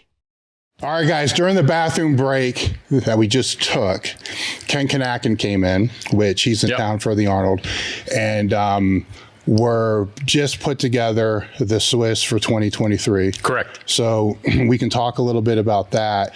This is good timing because I started the podcast by congratulating Brian on the Lifetime Achievement Award, from last year. Well deserved. And he'll be presenting again this year as well. What news do you have? I think the biggest thing is we finally found the dates. So it's October 20th and 21st. It'll be at the Hilton Easton Hotel, so the same hotel as last time. And what we've done, instead of having 5 streams, we're going to have 4. And in discussion with you and a number of other people, what we're going to do is we're going to combine the treatment and the rehabilitation together. So it'll double the size of the room. Instead of holding 100, 125 people, we'll be able to hold, 200, 250 people. I know that Brian had a hard time getting everyone in. There was a number of presenters, so we want to expand that out. So we're going to have training, we're going to have nutrition, we'll have treatment or rehab, and then we'll have the smaller room, which will be for just one thing and some of the other ideas that you and I have been discussing. Okay. One thing I want to kind of get out there is, especially with Brian here too, because he was there, he's part of contributed with the whole thing from Absolutely. the VIP all the way through. Yeah. And last year, one of the roadblocks that we ran into was trying to market to people that didn't even know what a network experience was.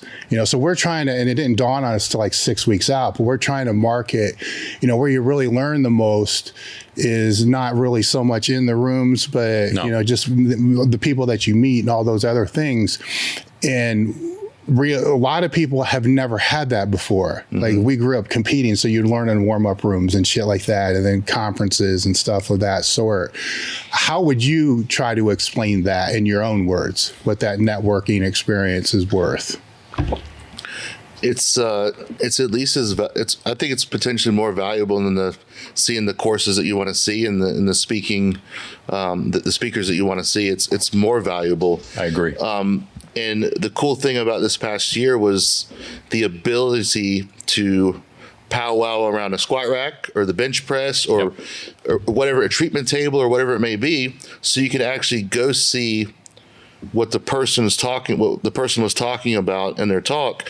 You can actually see them demonstrate without so much limited time. On, let's just say, what comes to mind is maybe like JL's RPR or something like that. You're like, hey, I didn't really get that up there. Like, what did you mean? Oh, Ken, come over here real quick. JL calls Ken over, or maybe puts the person who's curious on the table and shows. So you get the interaction there that you're not going to get when you have like 250 people in a room. You're still going to get a great talk, and you can't even see, a lot of the time, you can't even see one of these people for the price that was put on such a great package last year. You can't even see one speaker talk, much less 2 full days of people like Stan Efferding and Matt Winning and Jim Wendler, Dave Tate, and like Ken Kenakin, all these people that a lot of people have only seen YouTube videos of. You get to hang out with these people. The workshopping, Sunday everyone was here at the compound hanging out, amazing. Which Cody was here, and he said it was just blew his mind, not just because the equipment's cool, not because the culture that Dave's created, but everyone in their element and lifting. They're here. People are lifting. They're having fun. It's not so. It's still official, but it's not as official as the presenting's over with. A lot of the time, the quote unquote work has been done, because I put a lot of pressure on myself to execute and do well. Now it's time to do and apply some of the things that you've learned from the courses and see that person workshopping even farther than they did in between the courses and whatnot.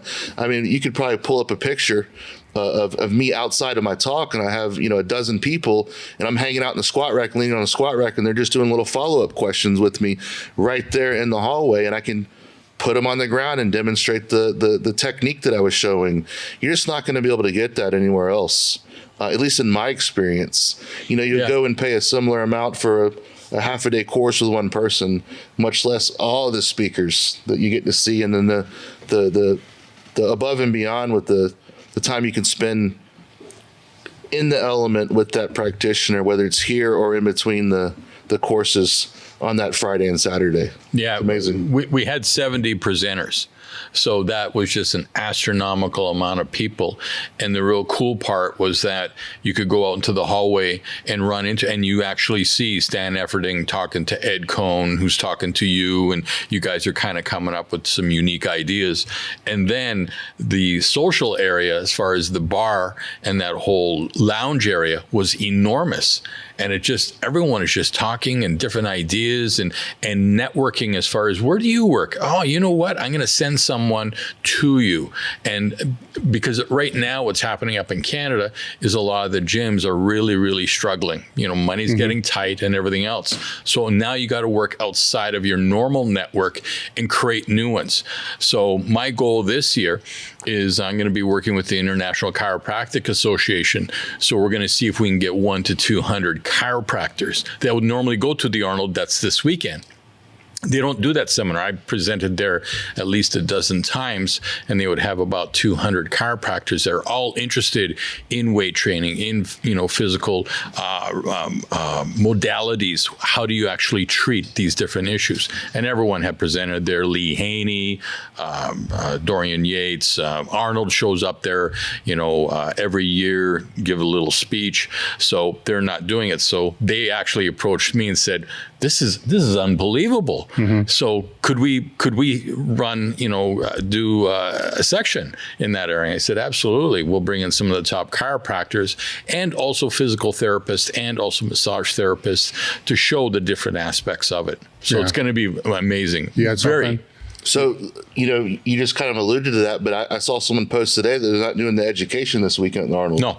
So the people that are out there listening right now that are disappointed, I've seen the posts like, damn, I've been going to the education for years, the Arnold. Yep. Don't worry. Another what? We'll be here before you know, another 7 months from now. 265 days. SWIS will be happening, and you'll get above and beyond what you'll be getting this weekend potentially, at least in my opinion. But I haven't attended the Arnold education. I know people that have, but I can tell you with the quality of people that are coming, it's a formidable opponent to any seminar out there. So I can say that without bashing any other thing. I know it's very formidable with the people that are coming in. The Arnold education is good, and I presented there many times. Dave Sandler did it for many years, who presents at SWIS all the time, and then Michael took it over for a while. And they usually get probably 50 to 100 people. Mm-hmm. Not as multidisciplinary as what we're doing and not as structured, but this will be experience. Dave and I have been talking as far as some of the presenters that we want to bring in, and it's going to be action packed. This is something to really, really experience. And also we'll be videotaping it, and also we're going to be doing online streaming. So if you can't make it for whatever reason, you can still participate online, and we'll do it right up this time. Yeah, the one thing I want to piggyback off what you said, which extends beyond just the SWIS symposium and so forth, is I've been in business for 25 years, and my parents owned a business and my grandparents owned a business. So I've been in a small business world longer than I've been alive, right? If it was my grandparents and all that. So the one thing that I've learned, if you're in a recession, or just say, I not only want to say the word recession, I want to say a contraction, right? Because it could just be your own business that's contracting. It doesn't have to be economic contraction, because people can grow in an economic contraction. But whenever you're in a contraction, the best way to deal with that is you have to increase your education. Right? Because there's a reason why you're in a contraction, right? Or if it's, economic, even economic, with most of the people who are listening to this, they have smaller businesses. So there's no reason why you need to get hit super hard in an economic recession, because your fucking market is not giant, right? When you're Walmart, you're going to get hit because there's thousands and thousands and thousands of customers. If you're relying upon hundreds of customers, yes, you're going to feel some of that, but the reason why there is that contraction is because you're either falling behind, everybody else, so now they're leaping over you, or you're not staying ahead of everybody else. So whenever I've felt a contraction, even when I was still a personal trainer, that was my sign. I need to learn more. Yep. What do I not know that I don't know? What am I leaving on the table? And if it is, an employee of somebody that's working for somebody else and there's a contraction, you need to be asking yourself, how can I provide more value? Because if it is a bigger company, they are going to lay people off. Right? They're never going to lay off the people who generate revenue equal to or more than that person's being paid. Right? Which comes down to skill set, which comes down to education, right? So, and networking plays into that as well. So it's when we're in this type of area, my advice to people is double down on the education. Yep. Right? For two reasons. The first reason is what I said. The second reason is you're 90% or more, I can't validate that as a fact, of your competitors are not. Yep. they're the ones that are bitching about everything and complaining and making excuses. So the best time is, like we were talking before, you got to look for that advantage to how you can jump atop. The best time to jump atop of somebody is when they're not looking. Right. And if they're not looking, they're not working their skills, then it's there. Now, SWIS has the education, the presenters and all that that's in there. But even before that, you know, if people are not looking for how they can increase their skill set in the marketplace, myself, and this is what I spend all my time outside of podcasting, all my time doing is, you know, where are those things, you know, to leverage up. But if it's not leverage up, where are those things that keep us from not getting leveraged down substantially? Because if everybody's going to get leveraged down, by how much? Like if you're not educated, you're going to be leveraged down to the point you're out of business. If you're going to be leveraged down, say everybody by 40%, but you're smarter, but it's only 20%, I'd rather take a 20% under prior year than 40 than being out of business. Optimally, you want to go over, but it still comes down to education. You know, and I think the biggest thing is that you get to see different things and you start creating a niche. What are you well known for? Like, I mean, if I had a patient and they said, listen, I want to learn how to, you know, do bodybuilding, would I send them to you? No. Do you know how to do it? Yeah. Powerlifting, priority in mind. You've built that reputation and understanding in that area. You know, if it was bodybuilding, you know, it would have been John Meadows. You know, because he is the bodybuilding guru. So I think people are trying to do everything. They're trying to do rehab and also training and also nutrition and hormone optimization, you know, and treatment, you know, it just goes on and on. Just choose one. And Stu McGill is the brilliant master at that. You know, and I told the story before that, you know, I did SWIS. Stu presented for me in 2001 and I brought it back in 2015. I phoned up Stu and I said, do you want to come present at SWIS? He says, what's the theme? I said, shoulder. He says, no. I said, why? He says, when you do low back, give me a call. That's what I focus in on. I went, okay. So then I phoned him up 2060 and I said, we're doing low back. He says, I'll be there. We even did a pre-con, you know, and we got 120 people because he's now Stu knows a ton about the shoulder. You talk to him, it's mind blowing how much he knows about the shoulder, but he says, yeah, that's not my wheelhouse. You know, and it's so the more definitive that you are, and Stu gets what, 2,000, I think about 2,000 applications for him to see. I think he takes about 5 a month, you know, at a high rate. He gets to about up to 2,000 a week. People's trying to see him. Yeah. And I think he's pretty open about that, 2,000. Yeah. You see just a couple here and there. But he is the guy, and he's built his reputation around that. So, you know, the cool part with the symposium in the fall, you're going to see the best of the best of the best. And you can talk to them, what did it actually take? For you, it actually took, because you basically veered from powerlifting, and now you're becoming one of the top rehabilitative experts because you've lived both worlds. Yep. You're just not saying, you know, a PhD in biomechanics. You know, it's like, yeah, I've squatted, you know, over 1,000 pounds 50 times, correct, in competition. So that's a whole different level. And so those are the different, it's practical and also theoretical, and also the networking of how can I sustain business? Because everyone that's usually going to show up, they're in business. You either own a gym, you're either a personal trainer, strength coach. You're bringing value, and also you need to always level up.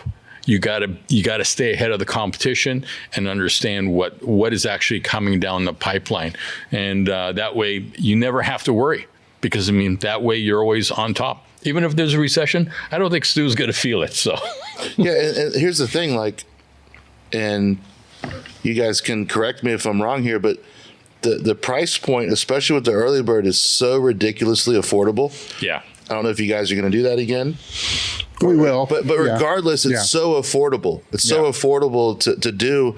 If you are a little bit slow, there might be a reason for that. You need, like you said, you need to level up your education. But whenever I have a slower couple days or two, I look forward to it, not just because of the break. I can dig back into my material and study. Yeah. I do that all the time. I'm going back, and I was telling Dave earlier, I'm going back through the McGill courses online. I've done them all. I even taught McGill 3 one time when he couldn't make it into the country. I had to go up on a whim and teach McGill 3 but I'm still going up and studying all these courses just because each time I go back through when I have a slow day, I pick up something else. Yep.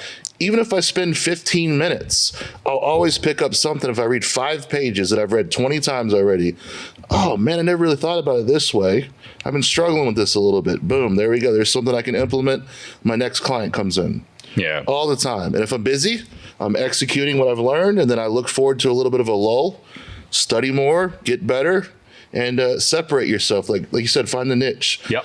That's going to separate you from all the other people, because there's a crap load of PTs and chiros and everything in between in the States. In Canada, what's going to make people want to come to you? Are you just another run in the mill, or do you separate yourselves because you work with not just lay people? Can you work with an athlete? I can't think of a better place to be able to learn how to work with athletes than coming and rubbing shoulders with them all weekend and asking them whatever the heck you want to. Yeah. No, I agree. All right, guys, we're going to have the links to the whatever you sent me, the landing page. Yeah, so in the description. It's there now. Okay, it's elitefts SWIS2023.com. Yes. So that's in the description. Brian, I got your links in the descriptions. I got your discount code in the descriptions. And, I want to thank you guys for being here. And to all you guys watching, we're done. Thank you. Next.